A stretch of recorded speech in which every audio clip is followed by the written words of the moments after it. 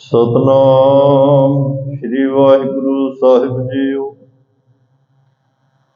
चाचरी छंद ना शतरै ना मित्रै ना परमं ना पितरै ना कर्मं ना काये अजन्मं अजाए। ना चित्रै ना मित्रै परे हैं पवित्रै पृथ्वी सै आदि सै अदृश्य अकृष्य भगवती छंद त्वै प्रसाद कथते के अछिज दिसै के अभिज भेसै के आगंज करमै के अपंज परमै के अभिज लुकै के आदित सुकै के अवधूत बरनै के विभूत करनै के अभिज लुकै के आदित सुकै के अवधूत बरनै के विभूत करनै। वाहिगुरु जी का खालसा वाहिगुरु जी की फतेह। परम सत्कार ते सन्मानयोग चबर छतर तखत दे मालक जुगो जुग अटल सर्व सांझी वालता दे पैगंबर दीन अते दुनिया दे राखे मनुखता दे सांझे रहबर गुरता गद्दी ते सुहायमान हलत पलट के रखियक साहिबे कमाल धन धन धन साहिब श्री गुरु ग्रंथ साहिब जी महाराज। सतगुरां दी अपार कृपा बख्शिश रहमत अपने सारियां ते होई। परमात्मा ने त्रुट के अकाल पुरख वाहिगुरु ने त्रुट के सानू मनुखा जन्म बख्शिया। सिक्खी दे घर विच जन्म बख्शिया और हर रोज साडे ते तरस करके गुरुद्वारा सिंह शहीद सुहाना इस पावन पवित्र अस्थान की चरण धूड़ मस्तक नूं लाउण दा समा बख्श दे। तो आप जी समय नाल पहुंच के हर रोज लाहा लेंदे हो, बड़े भागे हो। बहुत ही प्यार विच भिज के आप जी ने रब्बी गुरबाणी का कीर्तन सरवण किया है। कुछ समा सतगुरु पातशाह ने सानू कथा राही गुरमत विचारां करन दा बख्शिश किया है। आओ इस मिले हुए समय का गुरु की बात पा के पूरा पूरा लाहा लैण का यतन करिए। तन करके भी हाजरी लगे, मन करके हाजरी लगे, गाविया सुनिया साडा थाए पवे। सतगुरु जो रब्बी सिद्धांत सानू बख्शिश कर रहे ने उस परमात्मा दे जो एक स्वरूप है, अकाल पुरख वाहिगुरु का एक स्वरूप जिहड़ा दिसदा नहीं, धन धन साहिब श्री गुरु गोबिंद सिंह साहब पातशाह जी ने उस स्वरूप नूं बयान किया। अदृश जिहड़ा इन्हां अखां नाल नहीं वेखिया जा सकता, उस अदृश स्वरूप दी परमात्मा दे आपां हर रोज जाप साहब की बाणी राही विचार करते हैं। बड़े कीमती बचन, बड़ियां बख्शिशां, बड़े रहमतां साडी झोली विच सतगुरु हर रोज पाउंदे ने। अज भी आपां उन्हां रब्बी रहमतां नाल जुड़न का यतन करना है कि जिस परमात्मा का स्वरूप है ही नहीं ते अखां नाल वेख्या नहीं जा सकता। धन गुरु गोबिंद सिंह साहब पातशाह हर रोज सानू उस निर्गुण स्वरूप अकाल पुरख वाहिगुरु परमात्मा नाल जोड़ते हैं। असीं हर रोज उस अकाल पुरख नूं नमस्कारां करते हैं, मत्था टेकते हैं। अकाल पुरख वाहिगुरु परमात्मा दीयां बख्शिशां दे पात्र बनते हैं। आओ नाल नाल इन्हां पावन पवित्र बचनां नूं लैके चलीए, नाल नाल विचों जो सतगुरु होर बख्शिशां करनगे, नाल नाल गुरबाणी दे प्रमाण लैके भी आपां बहुत कुछ समझण दा यतन करांगे। चाचरी छंद, चाचरी का अर्थ हुंदा है चार चार बंदां वाला शब्द, जां चार चार अंकां वाला कह दो, जिहदे विच चार चार शब्द ने। ना छत्र है, ना मित्र है, ना भरमंग, ना पित्र है, ये चार हो गए। चाचरी दे अर्थ चार भी है, चाचरी दे अर्थ चंचल भी है। बहुत ही सुंदर महाराज साहब ने छंद वरते, छंदां दे नाम वरते ते उन्हां अधीन उस अकाल पुरख की वडियाई की है। महाराज कहते हैं जिहड़ा परमात्मा, कल आप जी ने सुनिया, चतर चक्कर पासे, चतर चक्कर वासे, चतर चक्कर मान्या, चतर चक्कर दान्या। जिहड़ा परमात्मा हर पासे वस रहा है, जिहदी हर कोई पूजा कर रहा है, जिहड़ा हर एक नूं दान दे रहा है, दातां दे रहा है, ਉਹਦੇ प्यारे भी ਉਹਦੇ ਤੋਂ ਦਾਤਾਂ ਮੰਗਦੇ ਆ। ਜਿਹੜੀਆਂ ਸਾਡੇ ਜੀਵਨ ਦੇ ਵਿੱਚ ਮੁੱਢਲੀਆਂ ਲੋੜਾਂ ਨੇ ਉਹ ਭਗਤ ਜਨਾਂ ਨੇ ਵੀ ਮੰਗੀਆਂ ਨੇ, ਰੱਬ ਦੇ ਪਿਆਰਿਆਂ ਨੇ ਵੀ ਮੰਗਿਆ, ਕਬੀਰ ਸਾਹਿਬ ਨੇ ਵੀ, ਭਗਤ ਧੰਨਾ ਜੀ ਨੇ ਵੀ ਮੰਗਿਆ। ਕਿਉਂਕਿ ਉਹ ਪਰਮਾਤਮਾ ਗੁਰੂ ਗੋਬਿੰਦ ਸਿੰਘ ਸਾਹਿਬ ਮਾਰੇ ਕਹਿੰਦੇ ਆ, ਪ੍ਰਾਣ ਕੇ ਬਚਈਆ, दूध पूत के दवैया। प्राणा नूं बचाउण वाले, प्राणा की रखिया करन वाले प्रभ जी, तू मेरे प्राण आधारा। प्राणा का आधार परमात्मा। दूध पूत के दवैया, दुध ते पुत, दुध चलो पदार्थां विच आ जाता है, पुत साडी अंश वस चले, पुत्ती गंढ पवै संसार। ये दो तमन्ना शरीरक जामे विच जिहड़ा आया, खास करके मनुखा श्रेणी दे विच बहुत प्रबल ने। अगे भी कोई रमते साधु संत फकीर पिंडां च आउणे, किसी ने दुध छकाउणा, किसी ने प्रशादा छकाउणा, जो भी उन्हां दी मंग हुंदी सी, कपड़ा जां कुछ भी देना करना, दान पुण्य, तो उन्होंने जो पुछना अरदास कादी करिए, तो कहना जी अरदास ये करो कि दुध पुत दियां दातां परमात्मा बख्शे, कदे टोटा ना आवे, साडी पीढ़ी चलदी रवे। ते धन श्री गुरु ग्रंथ साहब महाराज दूध पूत के दवैया, गुरु गोबिंद सिंह महाराज कहते परमात्मा प्राण के बचैया, दूध पूत के दवैया, रोग सोग के मटैया। रोग सोग मिटाउण वाले अकाल पुरख वाहिगुरु परमात्मा। किदों मानी महामान हो, पहली पंक्ति च क्या, निर्जुर नरूप हो के सुंदर स्वरूप हो, के भूपन के भूप हो, दाता महादान हो। चतर चक्कर दाने, तुसी बेअंत दातां देण वाले हो, बेअंत हो, ना तुहाडीआं दातां दा कोई अंत है। परमात्मा ने जे ये शरीर दिता, ये शरीर दे लई जो कुछ चाहिदा वो भी दिता है। ते महाराज कहते मैं चाहना गुरु साहब भी कि हर एक सिख दे घर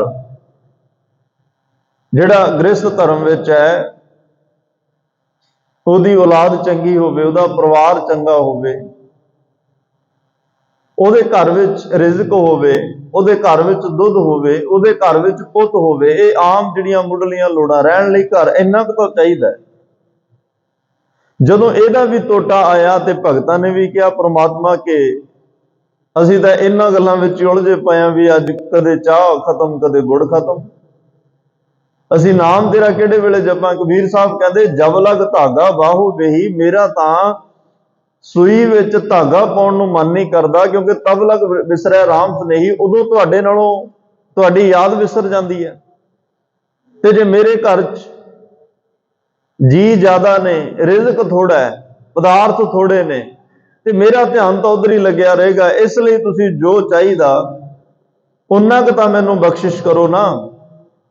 कि कोई आ भी जाता है रब का प्यारा समझ के, रब का भगत समझ के आ जाता। जे कोई आवे ओदे छकण छकाउण लई पदार्थ ना होण, ओदी सेवा ना कर सकीए, फिर ग्रह शोभा जाके रे नाहे, उस घर की शोभा नहीं होएगी। आवत पईया खुदे जाहे, जिस घर दे विच दुध पुत पदार्थ रिजक नहीं, कोई आवे ते खाली चलिया जाए, तो फिर तुहाडे भगत की की शोभा हुई। इन्ना क तां होवे कि कोई आवे खाली ना मुड़े, ओदे जोगा होवे। तां परमेश्वर अगे उन्होंने अरजोई की। कबीर साहब ने अरदास की, परमात्मा मैं आ, मेरे बच्चे आ, मेरी धर्म पत्नी, मेरे माता पिता, होर भी कोई आया गया रहिंदा, परिवार वड्डा है, रिजक थोड़ा है, किरपा करो सानू तां किते ना किते ये ना होवे पेट भरन दा फिक्र लग्या रहे। ते भुखे भगत ना कीजै, भुखिया तो भगती भी नहीं होनी। तां ही गुरु नानक साहब महाराज ने जदों खरा सौदा करनगे पहला प्रशादा छकाया, लंगर चलाया, कि भुखा बंदा रब की गल ना कर सकता ना सुन सकता।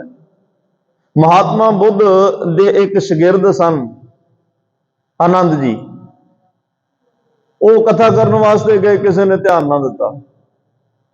महात्मा बुद्ध जी नूं आके कहंदा जी तुसी कथा कर दो, लोग टेक के सुनते आ, ते मैं उत्थे बड़ा टाइम लाया, बड़े महंगे बचन सुनाए, किसी ने ध्यान ही नहीं दिता।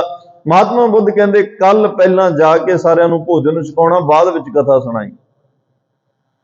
इसे तरह होया, पहला सारिਆਂ ਨੂੰ भोजन छकाया गया, जो बाद विच कथा ते सारिਆਂ ने बड़े आनंद विच सुनी। गुरु अमरदास महाराज ने कहा प्रथम है पंगत पाछै संगत, पहला जिहड़ा भोजन छक किते ना होवे दरबार साहब मत्था टेकण जावे, लाइन विच खड़ा ते ध्यान लंगर विच पिया रहे, दुचित्ती ना होवे, दुविधा ना होवे। इदां दा इत्थे कुछ नहीं कि जे तू प्रसादा छक लिया कि नाम कित्थे टिकेगा। नाम तन विच नहीं मन विच टिकना है, नाम अंतशकरण विच टिकना है, नाम हिरदे विच टिकना। नाम की तो जगह ही होर है, पर जे पेट नूं भुख लगी होवे फिर ये नाम वाले पासे तुरन ही नहीं दिंदा, वार वार उधर लेके जाता। तां ही भगत कबीर साहब ने कहा भूखे भगत ना कीजै, यह माला अपनी लीजै। परमात्मा लै माला, साडे तो भुखियां तो भगती नहीं हो सकती। पहला साडे रिजक का प्रबंध कर, पहला साडे घर विच जिन्ना क सानू लोड़ आ उन्ना क दे, असीं वध नहीं मंगदे। दोए सिर मांगो चूना, चूना कहते ने आटा, 2 किलो आटा चाहिए। वैसे ये कहण नूं बड़े सानू लगदा भी बड़ियां सधारण जिहियां चीज़ां मंगियां, पर उन्हां टाइमां विच इन्हां दी कीमत तां बड़ी होएगी ना। रोज 2 किलो आटा लेना होवे रोज। दोए सिर मांगो चूना, पाओ घिओ संग लूना, नाल घिओ भी चाहिए, नमक भी चाहिए। अध सिर मांगो दाले, मुको दोनों वक्त जिवाले। अध सिर दाल चाहिए है, 2 वक्त चाहिए है। खाट मांगो चौपाई, खाट जिहड़ा है मंजे नूं कहंदे आ, चौपाई। मेरे लिए मेरे परिवार दे हुण जी किन्ने आ, सारिਆਂ ਲਈ चौपाई मंजे भी चाहिए आ। सिरहाना अमृत लाई, सिरहाना भी चाहिए, विछाउण ਲਈ चादर भी चाहिए आ। उपर ओढ़ण वास्ते गर्मी सर्दी के हिसाब नाल चादर जां कंबल भी चाहिए। सिरहाना अमृत लाई, उपर को मांगो खींदा रजाई, तेरी भगत करे जन थींदा। जे सारिया चीज़ां नहीं होणगियां फिर मैं तेरी भगती किवें कर सकदा। ये इन्ना क तू कर ते मैं हर वेले तेरी भगती में जुड़िया रवां, हर वेले मैं तेरा नाम जपदा रवां। ते भगत धन्ना जी ने भी कहा गोपाल तेरा आरता, जो जन तुमरी भगत करन ते तिनके काज सवारता। ते उन्होंने भी परमात्मा दे अगे दाल सीधा मांगो कियो, हमरा खुशी करैनत जियो। पनिया छादन निका, अनाज मांगो 7 सिक्का। गऊ भैंस मंगो लावेरी, एक ताजन तुरी चंगेरी। घर की गीहन चंगी, भगत धन्ना जी ने तो भी मंगया घर वाली चंगी होवे। चंगी मतलब इत्थे आए गए अतिथियां ने बहुत आना है। एक भगत का घर वेख के, एक सिख का घर, एक रब नाल जुड़ी हुई आत्मा का घर वेख के कोई भी आके किसी वेले भी दरवाजा खड़का सकता, मत्थे वट पाउण वाली ना होवे। जिहो जिहा भी है घर विच ओहो जिहा बना के अगले नूं जो जिन्नी क असीं कर सकदे उन्नी क लोड़ पूरी कर सकदे होइए, किते ओनूं आए गए गुरमुख जनां दी संगत बोझ ना लगन लगे। किसे आए गए नूं वेख के ਉਹ ਮੱਥੇ ਵੱਟ ਨਾ ਪਾਵੇ, खुशी खुशी ਨਾਲ सेवा करे। ਤਾਂ मैं गया घर की गीहन चंगी, चंगी होवे, चंगी चंगे संस्कार होण, चंगा सुभाਅ होवे, ਚੰਗੀ ਬੋਲ ਬਾਣੀ ਹੋਵੇ, ਚੰਗੀ ਨੇਚਰ ਹੋਵੇ, ਮਾਤਾ ਪਿਤਾ ਦਾ ਸਤਿਕਾਰ, ਸੱਸ ਸਹੁਰੇ ਦਾ ਸਤਿਕਾਰ, ਵੱਡੇ ਛੋਟੇ ਦਾ ਸਤਿਕਾਰ, ਹਰ ਇੱਕ ਦਾ ਸਤਿਕਾਰ ਤੇ ਪਿਆਰ ਕਰਨ ਵਾਲੀ ਹੋਵੇ। ਵੈਸੇ ਤਾਂ ਮਹਾਰਾਜ ਕਹਿੰਦੇ ਆ, ਨਿਵਣ ਸੋ ਅੱਖਰ ਖਵਣ ਗੁਣ ਜਿਹਵਾ ਬਣੀਆਂ ਮੰਤ। ਇਹ ਜਿਨ੍ਹਾਂ ਕੋਲੇ ਇਹ ਤਿੰਨ ਗੁਣ ਨੇ, ਨਿਵਣ ਨਿਮਰਤਾ, ਨਿਵਣ ਸੋ ਅੱਖਰ ਖਵਣ, ਖਵਣ ਦਾ ਮਤਲਬ ਜੇ ਕਿਸੇ ਨੇ ਉੱਚਾ ਨੀਵਾਂ ਕੌੜਾ ਕਹਿ ਵੀ ਦਿੱਤਾ, ਉਹਨੂੰ ਜਰਨ ਦੀ ਤਾਕਤ ਹੋਵੇ। ਨਿਵਣ ਸੋ ਅੱਖਰ ਖਵਣ ਗੁਣ ਜਿਹਵਾ ਬਣੀਆਂ ਮੰਤ, ਰਸਨਾ ਤੋਂ ਮਿੱਠਾ ਬੋਲ, ਕੌੜਾ ਸੁਣ ਕੇ ਵੀ ਮਿੱਠਾ ਬੋਲੇ, ਕੌੜਾ ਸੁਣ ਕੇ ਵੀ ਮਿੱਠੀ ਆਵਾਜ਼ ਵਿੱਚ ਉਹਨੂੰ ਜਵਾਬ ਦਵੇ, ਮਿੱਠੇ ਪਿਆਰੇ ਪ੍ਰੇਮ ਦੇ ਸ਼ਬਦਾਂ ਵਿੱਚ ਉਹਨੂੰ ਜਵਾਬ ਦਵੇ। ਇਹ ਤ੍ਰੈ ਭੈਣੇ ਵੇਸ ਕਰ, ਆਹ ਤਿੰਨ ਵੇਸ ਮਹਾਰਾਜ ਕਹਿੰਦੇ ਜੇ ਕੋਈ ਵੀ ਜੀਵ ਰੂਪ ਇਸਤਰੀ ਕਰ ਲਏ ਤਾਂ ਵਸ ਆਵੇ ਕੰਤ, ਉਹ ਪਰਮਾਤਮਾ ਤੱਕ ਪਹੁੰਚ ਜਾਣ। ਉਹਨਾਂ ਦੀ ਸਾਂਝ ਪਰਮਾਤਮਾ ਨਾਲ ਬਣ ਜਾਏ। ਘਰ ਕੀ ਗੀਨ ਚੰਗੀ ਜਨ ਧੰਨਾ ਲੇਵੈ ਮੰਗੀ, ਆਪ ਭਗਤ ਧੰਨਾ ਜੀ ਨੇ ਮੰਗਿਆ। ਇਹ ਚਲੋ ਸਾਡੀਆਂ ਵੀ ਲੋੜਾਂ ਨੇ ਸਾਰਿਆਂ ਦੀਆਂ, ਉਹਨਾਂ ਨੇ ਇੰਨੇ ਕੁ ਨਾਲ ਸਾਰ ਲਿਆ ਤੇ ਅਸੀਂ ਕਈ ਪੀੜ੍ਹੀਆਂ ਲਈ ਮੰਗ ਰਹੇ ਹਾਂ, ਫਰਕ ਥੋੜਾ ਹੀ ਹੈ। ਉਹਨਾਂ ਨੇ ਤਾਂ 2 ਵਕਤ ਦੀ ਗੱਲ ਕੀਤੀ ਆ, ਮੁਕੋ ਦੋਨੋਂ ਵਕਤ ਜਵਾਲੇ, ਬਸ 2 ਵਕਤ ਸਾਡੇ ਪਰਿਵਾਰ ਦਾ ਧਿਆਨ ਰੱਖੋ ਤੇ ਬਾਕੀ ਟਾਈਮ ਸਮਾਂ ਸਾਡਾ ਜਿਹੜਾ ਤੇਰੇ ਗੁਣ ਗਾਉਂਦਿਆਂ, ਆਪਣੀ ਕਿਰਤ ਧਰਮ ਦੀ ਕਿਰਤ ਕਰਦਿਆਂ ਬਤੀਤ ਹੋਵੇ। ਕਿਰਤ ਵੀ ਧਰਮ ਦੀ ਹੋਵੇ, ਧੰਦਾ ਧਰਮ ਨਾ ਬਣੇ, ਕਿਰਤ ਵਿੱਚ ਕਰਤਾ ਨਾ ਭੁੱਲੇ। ਇਹ 2 ਚੀਜ਼ਾਂ ਦਾ ਸਿੱਖ ਨੇ ਖਿਆਲ ਰੱਖਣਾ ਹੈ। ਧੰਦਾ ਕਰਦਿਆਂ ਧਰਮ ਨਾ ਕਿਤੇ ਪਿੱਛੇ ਰਹਿ ਜਾਏ, ਕਿਰਤ ਕਰਦਿਆਂ ਕਰਤਾ ਨਾ ਵਿਸਰ ਜਾਏ। ਤੋ ਇਹ ਤਾਂ ਹੀ ਫਿਰ ਇਹ ਹੋਏਗਾ ਨਾ, ਕਿਰਤ ਬਿਰਤ ਕਰ ਧਰਮ ਦੀ, ਤੇ ਧਰਮ ਦੀ ਕਿਰਤ ਕਰਕੇ ਉਹ ਆਪਣਾ ਦਸਵੰਧ ਵੀ ਕੱਢੇਗਾ, ਸੰਗਤ ਦੀ ਸੇਵਾ ਵੀ ਕਰੇਗਾ ਤੇ ਗੁਰੂ ਸਾਹਿਬ ਦੀਆਂ ਖੁਸ਼ੀਆਂ ਵੀ ਲਏਗਾ। ਕਹਿਣ ਤੋਂ ਭਾਵ ਪਰਮਾਤਮਾ ਤਾਂ ਜੀਉ ਪਾਏ ਪਿੰਡ ਜਿਨ ਸਾਜਿਆ, ਦਿੱਤਾ ਪਹਿਨਣ ਖਾਣ। ਜਿਹਨੇ ਇਹ ਪਿੰਡ ਸਰੀਰ ਸਾਜਿਆ ਤੇ ਉਹਨੇ ਖਾਣ ਪਹਿਨਣ ਲਈ ਸਾਰੇ ਪ੍ਰਬੰਧ ਪਹਿਲਾਂ ਕੀਤੇ ਹੋਏ ਆ। ਜਿੰਨਾਂ ਗੱਲਾਂ ਦੀ ਇਨਸਾਨ ਨੂੰ ਸਭ ਤੋਂ ਵੱਧ ਚਿੰਤਾ, ਇਸ ਗੱਲ ਦੀ ਚਿੰਤਾ ਪਰਮਾਤਮਾ ਨੇ ਪਹਿਲਾਂ ਰੱਖ ਕੇ ਸਾਨੂੰ ਇਸ ਦੁਨੀਆ ਤੇ ਭੇਜਿਆ। ਸਾਨੂੰ ਉਸ ਕਰਤੇ ਨਾਲ ਜੁੜਨਾ ਚਾਹੀਦਾ ਸੀ, ਉਸ ਦਾਤੇ ਨਾਲ ਜੁੜਨਾ ਚਾਹੀਦਾ ਸੀ, ਪਰ ਅਸੀਂ ਆਪਣਾ ਧਿਆਨ ਕਿਸੇ ਪਾਸੇ ਹੋਰ ਜੋੜ ਬੈਠੇ ਆ, ਜਿਹਦੇ ਕਰਕੇ ਅੱਜ ਜ਼ਿੰਦਗੀ ਜਿਹੜੀ ਆ ਉਹ ਬੇਰਸੀ ਹੁੰਦੀ ਜਾ ਰਹੀ ਹੈ, ਜੀਵਨ ਬੇਰਸਾ ਹੁੰਦਾ ਜਾ ਰਿਹਾ ਹੈ। ਤੋਂ ਮਹਾਰਾਜ ਨੇ ਅੱਜ ਚਾਚਰੀ ਛੰਦ, ਚਾਚਰੀ ਛੰਦ ਵਿੱਚ ਉਸ ਪਰਮਾਤਮਾ ਦਾ ਸਰੂਪ ਨਾ ਸਤਰੈ। ਸ਼ਤਰੈ ਦਾ ਮਤਲਬ ਸ਼ਤਰੂ, ਸ਼ਤਰੂ ਦੁਸ਼ਮਣ ਵੈਰੀ।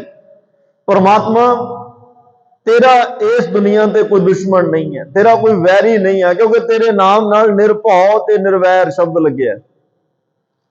ਤੈਨੂੰ ਡਰ ਵੀ ਕੋਈ ਨਹੀਂ ਤੇ ਤੇਰਾ ਵੈਰ ਵੀ ਕਿਸੇ ਨਾਲ ਨਹੀਂ ਹੈ। ਤੂੰ ਕਦੇ ਕਿਸੇ ਨੂੰ ਖੁੰਦਕ ਨਾਲ ਸਜ਼ਾ ਨਹੀਂ ਦਿੰਦਾ, ਕਰਮਾਂ ਦੇ ਹਿਸਾਬ ਨਾਲ ਹੈ। ਆਮ ਸੰਸਾਰੀ ਲੋਕ ਆਪਾਂ ਕਿਤੇ ਨਾ ਕਿਤੇ ਕੋਈ ਲੱਗੇ ਵੀ ਘਰ ਵਿੱਚ ਕਹਿਰ ਵਾਪਰ ਗਿਆ ਤੇ ਸ਼ਬਦ ਨਿਕਲ ਜਾਂਦੇ ਆ, ਰੱਬ ਨੇ ਬੜਾ ਵੈਰ ਕੱਢਿਆ, ਰੱਬ ਸਾਡੇ ਪੇਸ਼ ਪੈ ਗਿਆ, ਰੱਬ ਨੇ ਚੰਗਾ ਨਹੀਂ ਕੀਤਾ। ਰੱਬ ਕਿਸੇ ਦੇ ਪੇਸ਼ ਨਹੀਂ ਪੈਂਦਾ, ਵੈਰ ਨਹੀਂ ਕੱਢਦਾ, ਖੁੰਦਕ ਨਹੀਂ ਕੱਢਦਾ। ਇੱਕ ਕਰਮਾਂ ਦੇ ਹਿਸਾਬ ਨਾਲ ਇਹ ਸਿਸਟਮ ਚੱਲਿਆ ਆ ਰਿਹਾ।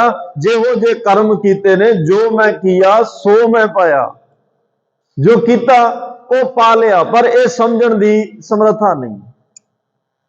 ਇਹਨਾਂ ਗੱਲਾਂ ਦੀ ਸਮਝ ਕਿੱਥੇ ਲੱਗਣੀ ਸੀ ਆ ਕੇ ਧੰਨ ਗੁਰੂ ਗ੍ਰੰਥ ਸਾਹਿਬ ਮਹਾਰਾਜ ਕੋਲ? ਇੱਥੇ ਆ ਕੇ ਬੈਠੇ ਨਹੀਂ, ਇੱਥੇ ਬੈਠਣ ਨੂੰ ਮਨ ਨਹੀਂ ਕੀਤਾ, ਇੱਥੇ ਬੈਠਣ ਲਈ ਸਮਾਂ ਨਹੀਂ ਸੀ। ਤੇ ਜੇ ਇੱਥੇ ਬੈਠਦੇ ਤਾਂ ਗੁਰੂ ਸਾਹਿਬ ਸਮਝਾਉਂਦੇ, ਭਾਈ ਰੱਬ ਕਿਸੇ ਨੂੰ ਸਜ਼ਾ ਐਵੇਂ ਨਹੀਂ ਦਿੰਦਾ ਕਿ ਉਹਦਾ ਕਿਸੇ ਨਾਲ ਵੈਰ ਹੈ। ਕਰਮਾਂ ਦੇ ਹਿਸਾਬ ਨਾਲ ਜਿਹੋ ਜੇ ਕਰਮ ਕੀਤੇ ਹੁੰਦੇ ਆ ਇਨਸਾਨ ਨੇ, ਉਹੋ ਜੇ ਉਹਨੂੰ ਵੱਢਣੇ ਪੈਂਦੇ ਆ।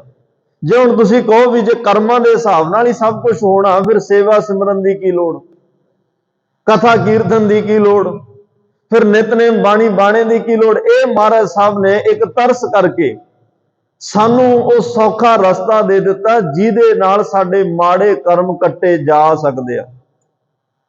ਜਿਹਨੂੰ ਅਸੀਂ ਪੰਜਾਬੀ ਚ ਇੱਕ ਆਮ ਕਹਿੰਦੇ ਆ, ਸੂਲੀ ਦੀ ਸੂਲ ਬਣ ਕੇ ਪਰਮਾਤਮਾ ਕੱਟ ਦਿੰਦਾ ਹੈ।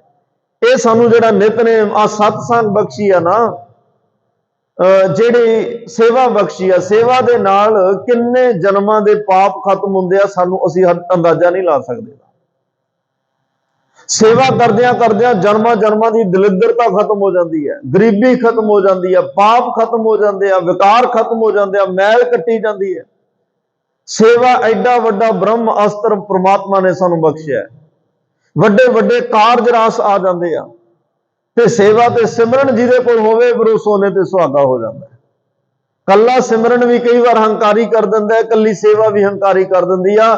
ਸੇਵਾ ਤੇ ਸਿਮਰਨ ਵੱਧ ਤੋਂ ਵੱਧ ਕਰੋ, ਪਰ ਕਰਦੇ ਕਦੇ ਮਨ 'ਚ ਹੰਕਾਰ ਨਹੀਂ ਲੈ ਕੇ ਆਉਣਾ, ਕਿਉਂਕਿ ਹਰ ਜੀਉ ਹੰਕਾਰ ਨਾ ਭਾਵੀ। ਭਾਰ ਤਾਂ ਭਾਰ ਹੀ ਹੈ ਨਾ। ਕਿਸੇ ਬੰਦੇ ਨੇ 40 ਕਿਲੋ ਭਾਰ ਕੋਈ ਵੈਸੇ ਚੱਕਿਆ ਹੋਇਆ, ਕਿਸੇ ਵੀ ਚੀਜ਼ ਦੀ ਪੰਡ ਕਹਿ ਲਓ, ਉਹਦੇ 'ਚ ਕੋਈ ਭਾਰੀ ਚੀਜ਼ ਹੋਵੇ, ਜਾਂ 40 ਕਿਲੋ ਦਾ ਪੱਥਰ ਹੋਵੇ, 40 ਕਿਲੋ ਦਾ ਕੋਈ ਹੋਰ ਸਮਾਨ ਹੋਵੇ ਜਿਹੜਾ ਉਹਨੇ ਚੱਕਿਆ ਹੋਇਆ, ਉਹਨੂੰ ਭਾਰਾ ਲੱਗ ਰਿਹਾ।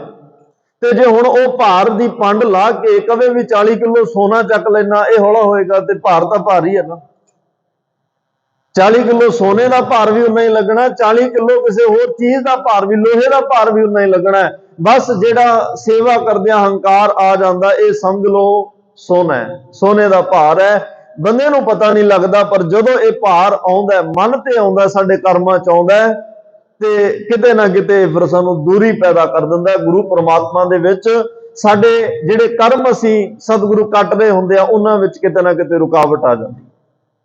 ਔਰ ਮੁੱਖ ਦੀ ਗੱਲ ਇਹ ਕਵਾਂ ਕਿ ਅਸੀਂ ਸੇਵਾ ਕਰਨੀ ਹੀ ਇਸ ਕਰਕੇ ਆ ਕਿ ਹੰਕਾਰ ਖਤਮ ਹੋ ਜਾਏ। ਜਦੋਂ ਅਸੀਂ ਬਾਥਰੂਮਾਂ ਦੀ ਸੇਵਾ ਕਰਾਂਗੇ, ਜਦੋਂ ਅਸੀਂ ਡੰਗਰਾਂ ਵਾਲੇ ਪਾਸੇ ਸੇਵਾ ਕਰਾਂਗੇ, ਗੋਹਾ ਚੱਕਾਂਗੇ, ਇਹੋ ਜਿਹੀਆਂ ਜਦੋਂ ਸੇਵਾ ਕਰਾਂਗੇ, ਲੈਵਲ ਚਾਹੇ ਪਦਵੀ ਸੰਸਾਰਕ ਤੌਰ ਤੇ ਜਿੰਨੀ ਵੱਡੀ ਮਰਜ਼ੀ ਹੋਵੇ, ਫਿਰ ਉਹ ਪਦਵੀ ਤਾਂ ਇੱਕ ਪਾਸੇ ਹੀ ਰੱਖ ਕੇ ਸੇਵਾ ਹੋਏਗੀ ਨਾ। ਜਦੋਂ ਉਸ ਭਾਵ 'ਚ ਸੇਵਾ ਹੋਏਗੀ, ਸਿਰਫ ਸੇਵਾਦਾਰ ਬਣ ਕੇ, ਫਿਰ ਹੰਕਾਰ ਆਪਣੇ ਆਪ ਕੱਟਿਆ ਜਾਏਗਾ। ਮੈਨੂੰ ਸਾਡੇ ਮਹਾਂਪੁਰਸ਼ਾਂ ਨੇ ਇੱਕ ਦਿਨ ਬਚਨ ਸੁਣਾਇਆ, ਕਹਿੰਦੇ ਆਫਿਸਰ ਬਹੁਤ ਵੱਡਾ ਤੇ ਉਹਦਾ ਡਰਾਈਵਰ ਬੰਗਲਾ ਸਾਹਿਬ ਮੱਥਾ ਟੇਕਣ ਗਏ। ਚਲੋ ਉਹਨਾਂ ਨੂੰ ਨਾਮ ਵਿਸਰ ਗਿਆ, ਬਿਲਕੁਲ ਹਕੀਕਤ ਗੱਲ ਹੈ। ਇੱਕ ਇਤਿਹਾਸ ਅਸੀਂ ਜਿਹੜਾ ਕਿਤਾਬਾਂ 'ਚ ਲਿਖਿਆ ਉਹ ਪੜ੍ਹਦੇ ਹਾਂ, ਜਿਹੜੀਆਂ ਘਟਨਾਵਾਂ ਇਤਿਹਾਸ ਵਿੱਚ ਕਿਤਾਬਾਂ ਵਿੱਚ ਲਿਖੀਆਂ ਗਾਹੇ ਬਗਾਹੇ, ਉਹ ਸੁਣਦੇ ਹਾਂ, ਪੜ੍ਹਦੇ ਹਾਂ ਤੇ ਸੁਣਾਉਂਦੇ ਹਾਂ। ਇੱਕ ਬਿਰਤਾਂਤ ਇਹੋ ਜਿਹੇ ਹੁੰਦੇ ਆ ਜਿਹੜੇ ਸਾਡੇ ਨਾਲ ਵੀ ਰੋਜ਼ ਕਿਤੇ ਨਾ ਕਿਤੇ ਜੀਵਨ 'ਚ ਵਾਪਰਦੇ ਆ, ਪਰ ਉਹ ਕੋਈ ਨਾ ਕੋਈ ਸਿੱਖਿਆ ਦੇਣ ਵਾਲੇ ਹੀ ਹੁੰਦੇ ਆ। ਮਸਕੀਨ ਸਾਹਿਬ ਜੀ ਦਾ ਤੁਸੀਂ ਜੀਵਨ ਪੜ੍ਹੋ, ਪ੍ਰੋਫੈਸਰ ਸਾਹਿਬ ਸਿੰਘ ਉਹਨਾਂ ਦਾ ਜੀਵਨ ਪੜ੍ਹੋ, ਭਾਈ ਸਾਹਿਬ ਭਾਈ ਵੀਰ ਸਿੰਘ ਉਹਨਾਂ ਦਾ ਜੀਵਨ ਪੜ੍ਹੋ, ਪ੍ਰੋਫੈਸਰ ਪੂਰਨ ਸਿੰਘ ਉਹਨਾਂ ਦਾ ਜੀਵਨ ਪੜ੍ਹੋ, ਭਾਈ ਰਣਧੀਰ ਸਿੰਘ ਜੀ ਜਿਹੜੇ ਜਿਨ੍ਹਾਂ ਜੇਲ੍ਹ ਚਿੱਠੀਆਂ ਵੀ ਜਿਨ੍ਹਾਂ ਦੀਆਂ ਅਖੰਡ ਕੀਰਤਨੀ ਜਥੇ ਦੇ ਮੁਖੀ, ਉਹਨਾਂ ਦਾ ਜੀਵਨ ਪੜ੍ਹੋ, ਮਹਾਂਪੁਰਸ਼ਾਂ ਦੇ ਜੀਵਨ, ਰੱਬੀ ਆਤਮਾਵਾਂ ਦੇ ਜੀਵਨ ਪੜ੍ਹੋ। ਇਹੋ ਜਿਹੀਆਂ ਉਹਦੇ ਵਿੱਚੋਂ ਘਟਨਾਵਾਂ ਦਾ ਜ਼ਿਕਰ ਮਿਲੇਗਾ ਜਿਹੜੀਆਂ ਬਹੁਤ ਵੱਡਾ ਮਨ ਤੇ ਅਸਰ ਛੱਡ ਜਾਂਦੀਆਂ, ਮਨ ਨੂੰ ਬਦਲਣ ਦੀ ਤਾਕਤ ਰੱਖਦੀਆਂ ਉਹ ਘਟਨਾਵਾਂ। ਹੁਣ ਆ ਸੁਣਿਓ ਤੁਸੀਂ, ਸੇਵਾ ਨਾਲ ਹੰਕਾਰ ਕਿਵੇਂ ਖਤਮ ਹੁੰਦਾ। ਕਿਤੇ ਇਸ ਭਾਵ ਵਿੱਚ ਸੇਵਾ ਅਸੀਂ ਕਰ ਲਈਏ। ਪਰਮਾਤਮਾ ਇਹ ਸਭ ਕੁਝ ਮੈਂ ਜਿਹੜੀ ਬੇਨਤੀ ਕਰ ਰਿਹਾ, ਪਰਮਾਤਮਾ ਦਾ ਕੋਈ ਵੈਰੀ ਨਹੀਂ ਆ, ਨਾ ਪਰਮਾਤਮਾ ਕਿਸੇ ਦਾ ਵੈਰੀ ਆ। ਵੈਰ ਕਰਕੇ ਕਿਸੇ ਨਾਲ ਉਹ ਜਿਹੜੀਆਂ ਸਜ਼ਾਵਾਂ ਨਹੀਂ, ਸਾਡੇ ਕਰਮਾਂ ਦੇ ਹਿਸਾਬ ਨਾਲ। ਜੇ ਇਹ ਕਰਮ ਸੇਵਾ ਤੇ ਸਿਮਰਨ ਨਾਲ ਕੱਟੇ ਜਾਂਦੇ ਆ, ਬੜੇ ਸੌਖਾ, ਬੜਾ ਸ਼ਾਰਟਕਟ ਰਸਤਾ ਏ। ਜੇ ਅਸੀਂ ਕੁਝ ਵੀ ਆਪਾਂ ਕਹੀਏ ਨਾ ਵੀ ਜੇ ਕਰਮਾਂ ਨਾਲ ਹੀ ਹੋਣਾ, ਫਿਰ ਅਸੀਂ ਤਾਂ ਕੁਝ ਨਹੀਂ ਕਰਨਾ, ਫਿਰ ਤਾਂ ਬੜਾ ਲੰਬਾ ਚੱਕਰ ਹੈ। 84 ਲੱਖ ਜੂੰਦਾ ਫਿਰ ਬੜਾ ਲੰਬਾ ਚੱਕਰ ਹੈ। ਜੰਮ ਜੰਮ ਮਰੇ, ਮਰੇ ਫਿਰ ਜੰਮੇ। ਪਰਮਾਤਮਾ ਨੇ ਤਰਸ ਕੀਤਾ, ਉਹਦਾ ਸ਼ੁਕਰਾਨਾ ਕਰੋ ਕਿ ਜਿਹਨੇ ਐਡਾ ਸ਼ਾਰਟਕਟ ਰਸਤਾ ਸਾਨੂੰ ਆ ਮਨੁੱਖਾ ਜੀਵਨ ਦੇ ਵਿੱਚ ਦਿੱਤਾ ਹੈ, ਤੇ ਜਿਹਦੇ ਵਿੱਚ ਅਸੀਂ ਸੇਵਾ ਸਿਮਰਨ ਸਤਸੰਗ ਕਰਕੇ ਸਾਡੇ ਜਨਮਾਂ ਜਨਮਾਂ ਦੇ ਜਿਹੜੇ ਹੁਣ ਤੱਕ ਪਾਪ ਕੀਤੇ ਨੇ, ਇਸ ਜਨਮ 'ਚ ਜਾਣੇ ਅਣਜਾਣੇ ਹੋਏ ਆ। ਕਈ ਕਹਿੰਦੇ ਆ ਵੀ ਇਸ ਜਨਮ 'ਚ ਜਦੋਂ ਦੀ ਸੋਝੀ ਸਮਝੀ ਅਸੀਂ ਸਾਨੂੰ ਸਮਝ ਆਈ ਆ, ਸੋਝੀ ਸੁਰਤ ਸੰਭਾਲੀ ਆ, ਅਸੀਂ ਕੋਈ ਮਾੜਾ ਨਹੀਂ ਕੀਤਾ। ਸਾਡੇ ਨਾਲ ਮਾੜਾ ਕਿਉਂ ਹੁੰਦਾ? ਪਰ ਉਹਨਾਂ ਨੂੰ ਪਿਛਲੇ ਜਨਮਾਂ ਦਾ ਕੌਣ ਦੱਸੇ ਕਿ ਜਿਹੜੇ ਇੰਨੇ ਜਨਮਾਂ ਚੋਂ ਨਿਕਲ ਕੇ ਆਇਆ, ਹੋ ਆਇਆ ਦੂਰੋਂ ਚੱਲ ਕੇ, ਜਿਹੜਾ ਇੰਨਾ ਦੂਰੋਂ ਤੂੰ ਚੱਲਿਆ ਹੋਇਆ, ਕਈ ਜਨਮ ਪਏ ਕੀਟ ਪਤੰਗ, ਕਈ ਕੇਤਿਆਂ ਕੇ ਬਾਪ, ਕੇਤਿਆਂ ਕੇ ਬੇਟੇ, ਕੇਤੇ ਗੁਰ ਚੇਲੇ ਗੁਣ ਹੋਏ, ਇੰਨੇ ਜਨਮ ਤੋਂ ਭੋਗ ਕੇ ਆਇਆ, ਉਹਦਾ ਹਿਸਾਬ ਕਿਤਾਬ ਦਾ ਪਰਮਾਤਮਾ ਕੋਲੇ ਹੈ।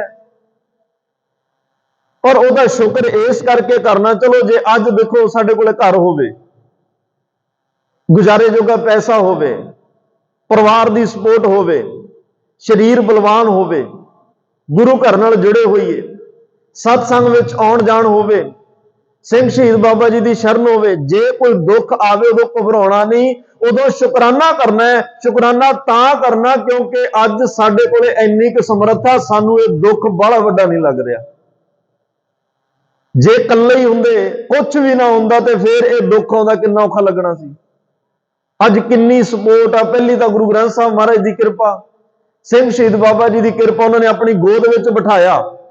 ਦੇਖੋ ਭਗਤ ਜਿਹੜੇ ਪ੍ਰਹਿਲਾਦ ਵਰਗਿਆਂ ਨੇ ਆਪਣੇ ਆਪ ਤੇ ਤਸ਼ੱਦਦ ਚੱਲੇ, ਲੇਕਿਨ ਬੈਠੇ ਕਿਹਦੀ ਗੋਦ ਵਿੱਚ ਆ? ਪਰਮਾਤਮਾ ਦੀ। ਤੇ ਵੱਡੇ ਵੱਡੇ ਦੁੱਖ ਪਤਾ ਹੀ ਨਹੀਂ ਲੱਗਿਆ ਕਦੋਂ ਆਏ ਤੇ ਚਲੇ ਗਏ। ਗੁਰੂ ਦੀ ਸ਼ਰਨ ਵਿੱਚ ਆਇਆ ਤੇ ਜੇ ਬਾਣੀ ਪੜ੍ਹਦਿਆਂ ਕੋਈ ਦੁੱਖ ਆ ਰਿਹਾ, ਬਾਣੀ ਪੜ੍ਹਦਿਆਂ ਕੋਈ ਬਿਮਾਰੀ ਰੋਗ ਨੇ ਘੇਰ ਲਿਆ, ਉਦੋਂ ਇਸ ਕਰਕੇ ਘਬਰਾਉਣਾ ਡੋਲਣਾ ਤੇ ਗੁਰੂ ਜਾਂ ਰੱਬ ਨੂੰ ਲਾਮਾ ਨਹੀਂ ਦੇਣਾ ਕਿ ਅਸੀਂ ਆ ਦੇਖ ਤੇਰਾ ਨਾਮ ਵੀ ਜਪਦੇ ਆ ਤੇ ਸਾਨੂੰ ਦੁਖੀ ਵੀ ਕਰਦੇ ਆ। ਸ਼ੁਕਰਾਨਾ ਕਰਨਾ ਕਿ ਪ੍ਰਮਾਤਮਾ ਹੁਣ ਤੂੰ ਮੇਰੇ ਨਾਲ ਹੈ। ਹੁਣ ਤਾਂ ਪਰਵਾਹ ਹੀ ਨਹੀਂ ਨਾ, ਜਿੱਡੇ ਵੱਡੇ ਮਰਜ਼ੀ ਦੁੱਖ ਆ ਜਾਣ, ਜਦੋਂ ਨਾਲ ਮੇਰਾ ਆਸਰਾ ਤਕੜਾ, ਫਿਰ ਮੈਨੂੰ ਇਹਦੀ ਕੀ ਪਰਵਾਹ। ਜੇ ਮੈਂ ਇਕੱਲਾ ਹੁੰਦਾ ਫੇਰ ਸੀ। ਔਰ ਮੈਂ ਵੀ ਬੇਨਤੀ ਕਰਦਿਆਂ, ਗੁਰ ਮੇਰਾ ਸੰਗ ਸਦਾ ਹੈ, ਨਾਲੇ ਸਿੱਖ ਤਾਂ ਕਦੇ ਸਮਝੇ ਹੀ ਨਹੀਂ ਨਾ ਵੀ ਮੈਂ ਇਕੱਲਾ। ਅੱਜ ਡਿਪਰੈਸ਼ਨ ਦਾ ਕਾਰਨ ਕੀ ਹੈ? ਇਕੱਲਾਪਣ। ਜਿਹੜੇ ਲੋਕ ਇਕੱਲੇ ਰਹਿ ਗਏ ਉਹ ਡਿਪਰੈਸ਼ਨ ਚਿੰਤਾ ਵਿੱਚ ਚਲੇ ਗਏ, ਡਿਪਰੈਸ਼ਨ ਦੇ ਮਰੀਜ਼ ਹੋ ਗਏ।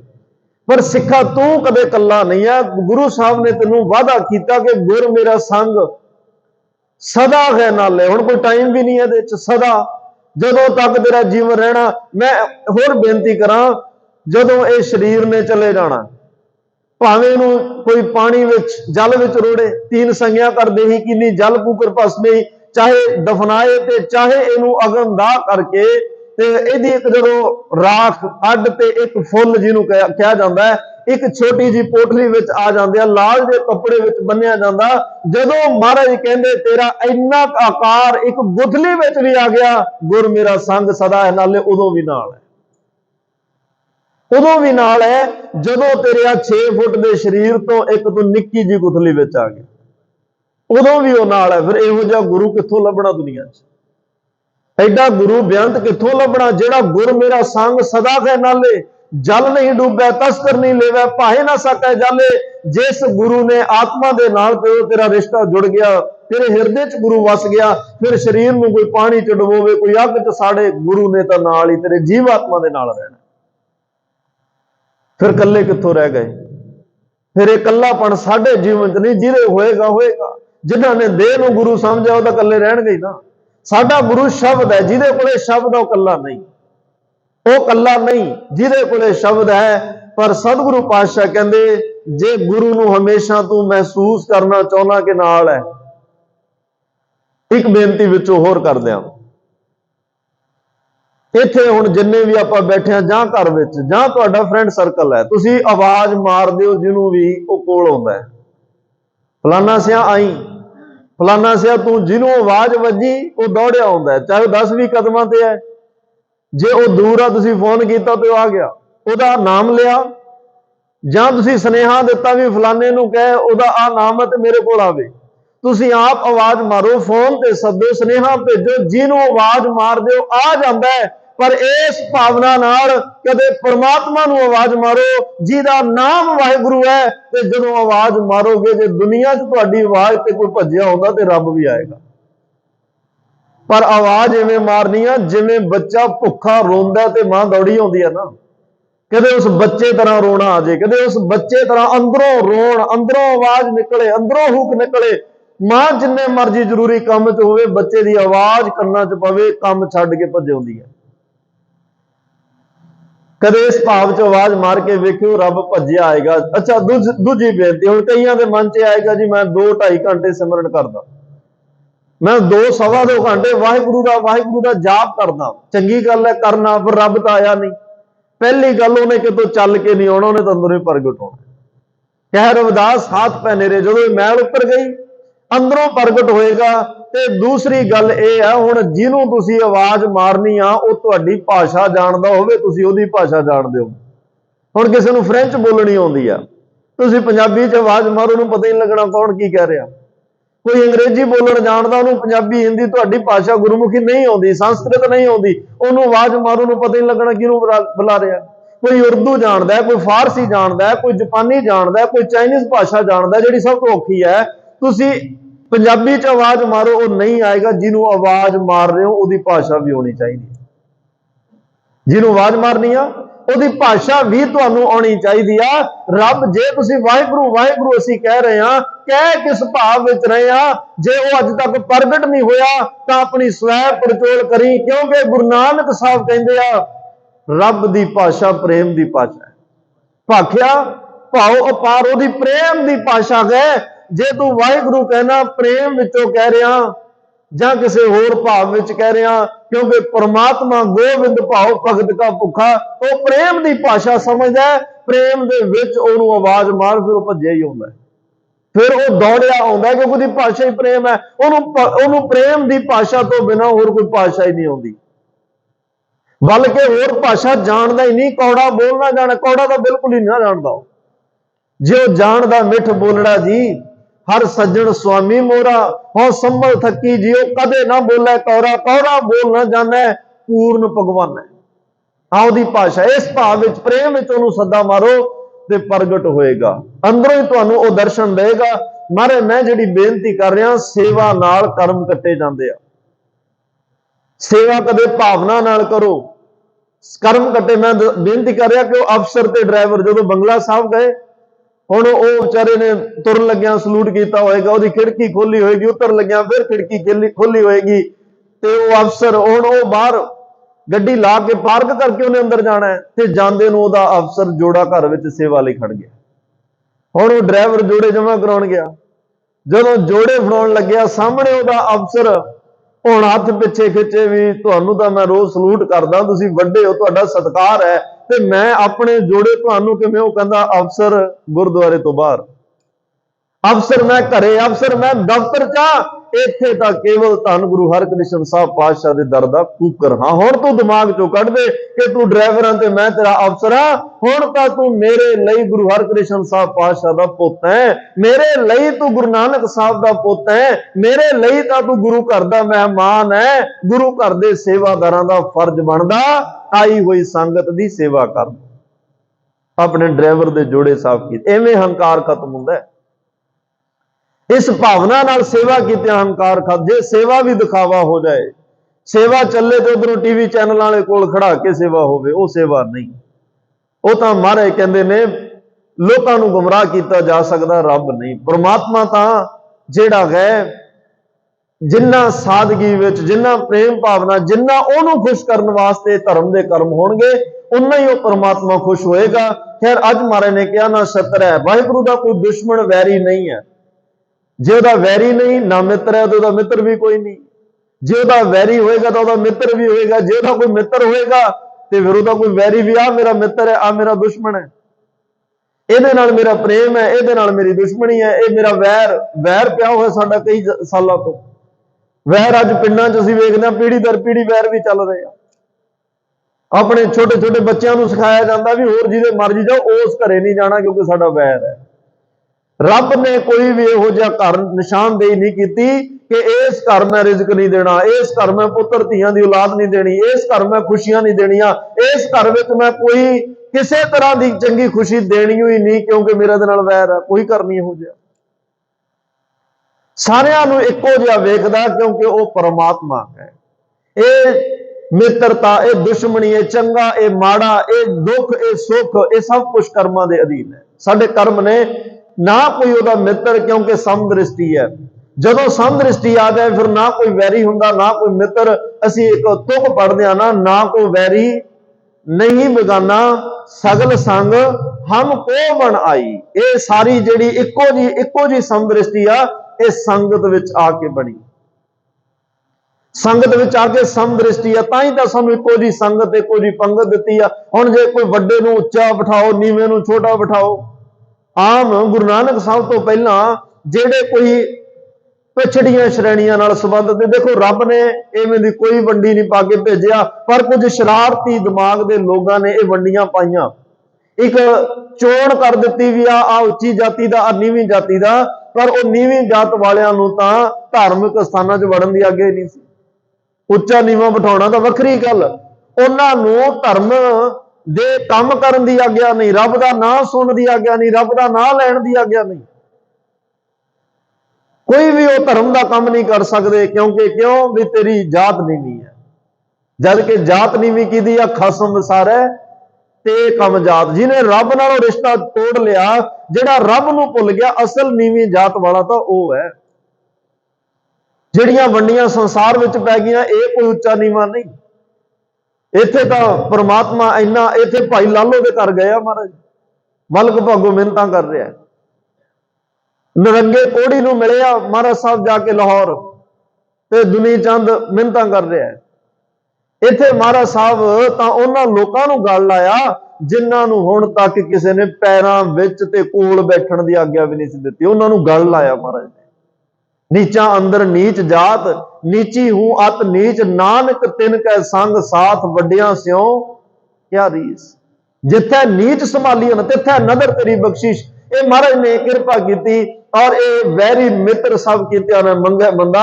ਜਦੋਂ ਤੁਸੀਂ ਪ੍ਰਮਾਤਮਾ ਨਾਲ ਜੁੜ ਗਏ, ਪ੍ਰਮਾਤਮਾ ਦਾ ਕੋਈ ਵੈਰੀ ਨਹੀਂ, ਕੋਈ ਮਿੱਤਰ ਨਹੀਂ, ਸਮਦ੍ਰਿਸ਼ਟੀ ਹੈ। ਤੇ ਜਦੋਂ ਕੋਈ ਪ੍ਰਮਾਤਮਾ ਚ ਲੀਨ ਹੋ ਜਾਂਦਾ, ਉਹਦੀ ਵੀ ਸਮਦ੍ਰਿਸ਼ਟੀ ਬਣ ਜਾਂਦੀ, ਉਹ ਵੀ ਸਮਦ੍ਰਿਸ਼ਟ ਹੋ ਜਾਂਦਾ ਹੈ। ਉਹਨੂੰ ਵੀ ਫਿਰ ਕਿਸੇ ਵੱਡੇ ਛੋਟੇ ਅਮੀਰ ਗ੍ਰੰਥ ਚੰਗੇ ਮਾੜੇ ਵਿੱਚ ਜਿਹੜੇ ਬ੍ਰਹਮ ਗਿਆਨੀ ਸਾਧੂ ਮਹਾਂਪੁਰਸ਼ ਨੇ, ਸਾਰੇ ਕੁਝ ਹੀ ਲੱਗਦੇ ਉਹਨਾਂ ਨੂੰ। ਬਾਬਾ ਅਦਲੀ ਜੀ ਬੈਠੇ ਆ, ਬਾਬਾ ਵਿਧੀ ਚੰਦ ਸਾਹਿਬ ਮੱਝਾਂ ਚੋਰੀ ਕਰਕੇ ਲਿਆਏ, ਪਿੱਛੇ ਪਿੰਡ ਵਾਲੇ ਪਿੱਛਾ ਕਰ ਰਹੇ, ਉਹਨਾਂ ਦੇ ਆ ਕੇ ਕਿਹਾ ਮਹਾਰਾਜ ਅੱਜ ਬਚਾ ਲਓ, ਅੱਜ ਤੋਂ ਬਾਅਦ ਨਹੀਂ ਕਰਦਾ, ਮੈਂ ਮੱਝਾਂ ਚੋਰੀ ਕੀਤੀਆਂ, ਪਿੰਡ ਵਾਲੇ ਆ ਕੇ ਮਾਰ ਦੇਣਗੇ। ਕਹਿੰਦੇ ਆ ਛੱਪੜ ਚ ਵਾੜ ਦਿਓ, ਛੱਪੜ ਚ ਵਾੜੀਆਂ ਤੇ ਆ ਮਾਲਾ ਲੈ ਇੱਥੇ ਬੈਠ ਜਾ। ਪਿੰਡ ਵਾਲੇ ਆਏ, ਕਹਿੰਦੇ ਜੀ ਕੋਈ ਚੋਰ ਤਾਂ ਨਹੀਂ ਆਇਆ? ਕਹਿੰਦੇ ਭਾਈ ਇੱਥੇ ਚੋਰ ਕੌਣ ਸੰਤ ਕੌਣ ਸਾਨੂੰ ਕੀ ਪਤਾ, ਆ ਬੈਠਾ ਇਹਨੂੰ ਪਛਾਣ ਲਓ ਜੇ ਤੁਹਾਡਾ ਚੋਰ ਹੈ। ਅਸੀਂ ਕਿਸੇ ਨੂੰ ਆਉਣ ਲੱਗਿਆ ਥੋੜਾ ਪੁੱਛਦੇ ਤੂੰ ਚੋਰ ਹੈ ਕਿ ਸਾਧ ਹੈ, ਕੋਈ ਵੀ ਆਵੇ, ਇਹ ਤਾਂ ਸਾਰਿਆਂ ਲਈ ਦਰਵਾਜ਼ਾ ਖੁੱਲ੍ਹਾ ਹੀ ਹੈ। ਤੇ ਉਹ ਬ੍ਰਹਮ ਗਿਆਨੀ ਮੂਰਤਾਂ ਜਿਹੜੀਆਂ ਨੇ, ਬ੍ਰਹਮ ਗਿਆਨੀ ਸ਼ਖਸੀਅਤਾਂ ਜਿਹੜੀਆਂ, ਫਿਰ ਉਸ ਦਿਨ ਤੋਂ ਚੋਰੀ ਦਾ ਔਗਣ ਖਤਮ ਕਰਕੇ ਫਿਰ ਬਾਬਾ ਵਿਧੀ ਚੰਦ ਸਾਹਿਬ ਦਾ ਜੀਵਨ ਕਿਵੇਂ ਪਲਟੇ, ਗੁਰੂ ਅਰਜਨ ਦੇਵ ਪਾਤਸ਼ਾਹ ਕੋਲ ਲੈ ਕੇ ਗਏ। ਫਿਰ ਐਸੀਆਂ ਬਖਸ਼ਿਸ਼ ਜਿਹਨੂੰ ਫਿਰ ਗੁਰੂ ਹਰਗੋਬਿੰਦ ਸਾਹਿਬ ਨੇ ਕਿਹਾ ਵਿਧੀ ਚੰਦ ਛੀਨਾ ਗੁਰੂ ਕਾ ਸੀਨਾ, ਸੀਨਾ ਬਣਾਇਆ। ਇਹ ਸੰਗਤ ਹੁੰਦੀ ਹੈ ਬ੍ਰਹਮ ਗਿਆਨੀ ਦੀ। ਬ੍ਰਹਮ ਗਿਆਨੀ ਜਿਹੜਾ ਬ੍ਰਹਮ ਚ ਲੀਨ ਹੋ ਗਿਆ, ਉਹਦੀ ਦ੍ਰਿਸ਼ਟੀ ਪ੍ਰਮਾਤਮਾ ਵਰਗੀ ਹੋ ਜਾਂਦੀ ਹੈ। ਫਿਰ ਉਹਦੇ ਲਈ ਵੀ ਕੋਈ ਵੈਰੀ ਤੇ ਮਿੱਤਰ ਦਾ ਭੇਦਭਾਵ ਨਹੀਂ ਰਹਿ ਜਾਂਦਾ। ਆਮ ਇਨਸਾਨ ਕੁਝ ਗੱਲਾਂ ਕਰਕੇ ਕੁਝ ਨੂੰ ਵੈਰੀ ਮੰਨਦਾ ਹੈ ਤੇ ਕੁਝ ਨੂੰ ਉਹ ਮਿੱਤਰ ਮੰਨਦਾ ਹੈ। ਗੁੱਸਾ ਉਹਦੇ ਤੇ ਆਉਂਦਾ ਜਿਹਨੇ ਧਨ ਗੁਣ ਸੁੰਦਰਤਾ ਵਿੱਚ ਕੋਈ ਰੁਕਾਵਟ ਪਾਈ ਹੋਵੇ, ਉਹਨੂੰ ਵੈਰੀ ਸਮਝਦਾ ਵੀ ਮੈਂ ਅੱਜ ਨੂੰ ਬੜਾ ਉੱਚੇ ਮੁਕਾਮ ਤੇ ਹੋਣਾ ਸੀ, ਇਹ ਬੰਦੇ ਨੇ ਰੁਕਾਵਟ ਪਾਈ, ਉੱਥੇ ਮੇਰਾ ਨਾਮ ਆਉਣਾ ਸੀ, ਇਹਨੇ ਮੇਰਾ ਨਾਮ ਕਟਾਇਆ। ਇਹੋ ਜਿਹੀਆਂ ਗੱਲਾਂ ਲੈ ਕੇ ਵੈਰ ਪੈ ਗਏ। ਜਿਨ੍ਹਾਂ ਨੇ ਧਨ ਗੁਣ ਸੁੰਦਰਤਾ ਕਿਸੇ ਮੁਕਾਮ ਤੇ ਪਹੁੰਚਣ ਲਈ ਮਦਦ ਕਰ ਦਿੱਤੀ, ਉਹ ਇਹਦਾ ਮਿੱਤਰ ਬਣ ਗਿਆ। ਜਿਹਨੇ ਰੁਕਾਵਟ ਪਾਈ ਉਹਨੂੰ ਵੈਰੀ ਦੁਸ਼ਮਣ, ਜਿਹਨੇ ਪਹੁੰਚਾ ਦਿੱਤਾ ਮਦਦ ਕੀਤੀ, ਚਲੋ ਥੋੜੀ ਬਹੁਤੀ ਕੀਤੀ, ਪਹੁੰਚਾਉਣਾ ਤਾਂ ਰੱਬ ਨਹੀਂ ਹੁੰਦਾ, ਤੇ ਉਹਨੂੰ ਇਹਨੇ ਆਪਣਾ ਮਿੱਤਰ ਸਮਝਿਆ। ਮਹਾਰਾਜ ਕਹਿੰਦੇ ਜਦੋਂ ਕਿਸੇ ਦੀ ਭਗਤੀ ਸਿਮਰਨ ਮੈਡੀਟੇਸ਼ਨ ਸੇਵਾ ਕਰਦੇ ਕਰਦੇ ਅਵਸਥਾ ਉੱਚੀ ਹੋ ਜਾਂਦੀ ਆ, ਤਾਂ ਉਹਨੂੰ ਸਾਰੇ ਇੱਕੋ ਜਿਹੇ ਲੱਗਦੇ ਆ, ਸਾਰਿਆਂ ਨੂੰ ਇੱਕੋ ਜਿਹਾ ਸਮਝਦਾ। ਸੁਖਮਨੀ ਸਾਹਿਬ ਦੇ ਅੰਦਰ ਧੰਨ ਗੁਰੂ ਅਰਜਨ ਦੇਵ ਪਾਤਸ਼ਾਹ ਨੇ ਰਹਿਮਤ ਕੀਤੀ, ਜਬ ਧਾਰੈ ਕੋ ਵੈਰੀ ਮੀਤ ਤਬ ਲਗ ਨਿਹਚਲ ਨਾਹੀ ਚੀਤ। ਜਿੰਨੀ ਦੇਰ ਤੱਕ ਤੂੰ ਵੈਰੀ ਤੇ ਮਿੱਤਰ ਦੇ ਇਹ ਦੁਬਿਧਾ ਤੇਰੇ ਅੰਦਰ ਬਣੇਗੀ, ਉਦੋਂ ਤੱਕ ਤੇਰਾ ਮਨ ਨਹੀਂ ਟਿਕ ਸਕਦਾ, ਉਦੋਂ ਤੱਕ ਤੇਰਾ ਮਨ ਨਹੀਂ ਟਿਕ ਸਕਦਾ। ਤੇ ਮਹਾਰਾਜ ਕਹਿੰਦੇ ਮਨ ਆਪਣੇ ਤੇ ਬੁਰਾ ਮਿਟਾਨਾ, ਵੇਖਿਆ ਸਗਲ ਸ੍ਰਿਸ਼ਟ ਸਾਜਨਾ। ਜਦੋਂ ਮਨ ਤੋਂ ਬੁਰਾਈ ਖਤਮ ਕਰੇਗਾ, ਫਿਰ ਸਾਰੇ ਪਾਸੇ ਤੈਨੂੰ ਉਹ ਕਰਤਾ ਪੁਰਖ ਨਜ਼ਰ ਆਏਗਾ, ਪਰਮਾਤਮਾ ਵਰਗੇ ਹੀ ਨਜ਼ਰ ਆਉਣਗੇ। ਫਿਰ ਨਹੀਂ ਕੋਈ ਲੱਗੇਗਾ ਕਿ ਮੇਰਾ ਦੁਸ਼ਮਣ ਹੈ, ਇਹ ਮੇਰਾ ਮਿੱਤਰ ਹੈ, ਇਹ ਕੌਣ ਹੈ, ਇਹ ਕੌਣ ਨਹੀਂ। ਫਿਰ ਤਾਂ ਆਤਮ ਜਿਹੜਾ ਇੱਕ ਹਾਤਮ ਹਿਤਾਈ ਹੋਇਆ, ਐਡਾ ਪਰਉਪਕਾਰੀ ਸੀ। ਇੱਕ ਰਾਜਾ ਕਹਿੰਦਾ ਵੀ ਹਾਤਮ ਹਿਤਾਈ ਦੀ ਲੋਕ ਬੜੀ ਪ੍ਰਸ਼ੰਸਾ ਕਰਦੇ ਆ, ਤੇ ਮੈਂ ਇੰਨੇ ਦਾਨ ਪੁੰਨ ਕਰਦਾ, ਮੇਰਾ ਨਾਂ ਨਹੀਂ ਲੈਂਦਾ, ਵੀ ਇਹਦਾ ਹੱਲ ਕੋਈ ਵਿੱਚ ਹੱਲ ਦੱਸਣ ਵਾਲੇ ਕਹਿੰਦੇ ਜੀ ਉਹਨੂੰ ਮਾਰਨਾ ਹੀ ਪਏਗਾ, ਉਹਨੂੰ ਮਾਰ ਦਿਓ, ਫਿਰ ਤੁਹਾਡੀ ਪ੍ਰਸ਼ੰਸਾ ਹੋ ਸਕਦੀ ਹੈ। ਜਿੰਨਾ ਚਿਰ ਉਹ ਜਿਉਂਦਾ ਉਨਾ ਚਿਰ ਤਾਂ ਲੋਕਾਂ ਉਹਦੀ ਗੁਣ ਗਾਉਣੇ ਆ। ਹਾਤਮ ਹਿਤਾਈ ਨੂੰ ਪਤਾ ਲੱਗਿਆ ਤੇ ਉਹਨੇ ਕਿਹਾ ਵੀ ਕੋਈ ਬੰਦਾ ਅਰੇਂਜ ਕਰੋ ਜਿਹੜਾ ਹਾਤਮ ਹਿਤਾਈ ਨੂੰ ਮਾਰ ਕੇ ਆਵੇ। ਇਹ ਖਬਰ ਹਾਤਮ ਹਿਤਾਈ ਤੱਕ ਪਹੁੰਚੀ, ਉਹ ਕਹਿਣ ਲੱਗੇ ਤਲਵਾਰ ਲੈ ਕੇ। ਫਿਰ ਉਹਨੇ ਇਹ ਵੀ ਕਿਹਾ ਵੀ ਨਹੀਂ ਕੋਈ ਬੰਦਾ ਤੇ ਉਹਨੂੰ ਮੇਰੇ ਕੋਲੇ ਫੜ ਕੇ ਲਿਆਓ। ਹਾਤਮ ਹਿਤਾਈ ਆਪ ਉਸ ਰਾਜੇ ਕੋਲ ਪਹੁੰਚਿਆ, ਕਹਿੰਦਾ ਜੀ ਕੀ ਹੁਕਮ? ਕਹਿੰਦਾ ਵੀ ਹਾਤਮ ਹਿਤਾਈ ਮਾਰਨਾ ਕਿਉਂ? ਕਿਉਂਕਿ ਉਹ ਚੰਗੇ ਕੰਮ ਬਹੁਤੇ ਕਰਦਾ, ਮੈਂ ਵੀ ਦਾਨ ਪੁੰਨ ਕਰਦਾ, ਮੇਰੇ ਨਾਲੋਂ ਵੱਧ ਉਹਦੀ ਪ੍ਰਸ਼ੰਸਾ ਹੋ ਰਹੀ ਆ। ਉਹ ਪਰਉਪਕਾਰ ਬਹੁਤ ਕਰਦਾ ਹੈ, ਉਹ ਊਚ ਨੀਚ ਦਾ ਭੇਦਭਾਵ ਹੀ ਨਹੀਂ ਰੱਖਦਾ। ਕਿਸੇ ਵੀ ਜਿਹੜਾ ਮਦਦ ਲਈ ਚਲਿਆ ਗਿਆ ਕਿਸੇ ਤੋਂ ਪਿੱਛੇ ਨਹੀਂ ਹਟਦਾ, ਹਰ ਇੱਕ ਦੀ ਲੋੜ ਪੂਰੀ ਕਰਦਾ। ਜੇ ਉਹ ਮਰ ਜਾਏ ਤਾਂ ਮੈਂ ਦੁਨੀਆ ਵਿੱਚ ਜਸ ਖੱਟ ਸਕਦਾ। ਉਹਨੇ ਤਲਵਾਰ ਕੱਢ ਕੇ ਰਾਜੇ ਨੂੰ ਫੜਾਈ ਤੇ ਸਿਰ ਨੀਵਾ ਕਰਕੇ ਕਹਿੰਦਾ ਲਓ ਤੁਹਾਡਾ ਫਿਰ ਅੱਜ ਇਹ ਰੱਬ ਨੇ ਮਨੋਰਥ ਪੂਰਾ ਕਰ ਦਿੱਤਾ, ਅੱਜ ਦਾਸ ਹੀ ਹਾਤਮ ਹਿਤਾਈ ਆ, ਤੁਸੀਂ ਮਾਰੋ ਤੇ ਆਪਣਾ ਕਾਰਜ ਰਾਸ ਕਰੋ। ਉਹਨੇ ਤਲਵਾਰ ਸਿੱਟ ਕੇ ਫਿਰ ਹਾਤਮ ਹਿਤਾਈ ਦੇ ਪੈਰ ਫੜੇ, ਕਹਿੰਦਾ ਜੇ ਤੇਰੇ ਵਿੱਚ ਰੱਬ ਨੇ ਆਹ ਗੁਣ ਵੀ ਪਾਇਆ, ਫਿਰ ਮੈਂ ਕਿਉਂ ਐਡਾ ਪਾਪਾਂ ਦਾ ਭਾਗੀ ਬਣਾ। ਇਸੇ ਕਰਕੇ ਹੀ ਲੋਕ ਤੈਨੂੰ ਚੰਗਾ ਕਹਿੰਦੇ ਆ ਕਿ ਤੂੰ ਇੱਥੋਂ ਤੱਕ ਪਹੁੰਚ ਗਿਆ, ਕਤਲ ਕਰਨ ਵਾਲੇ ਕੋਲ ਆਪ ਚੱਲ ਕੇ ਤੇ ਸਿਰ ਨੀਵਾਂ ਕਰਕੇ ਖੜ ਗਿਆ, ਮੈਨੂੰ ਮਾਰ ਦੇ। ਕੀ ਅਵਸਥਾ ਹੋਏਗੀ ਉਸ ਵੇਲੇ, ਕੀ ਅਵਸਥਾ। ਇਹ ਤਾਂ ਸਾਡੇ ਗੁਰੂ ਸਾਹਿਬਾਨਾਂ ਨੇ ਸਾਨੂੰ ਸਿਖਾ ਦਿੱਤਾ। आज तक ये तो सुना गया कि कातिल मकतूल के पास जाए, लेकिन ये नहीं कि मकतूल कातिल के पास जाए।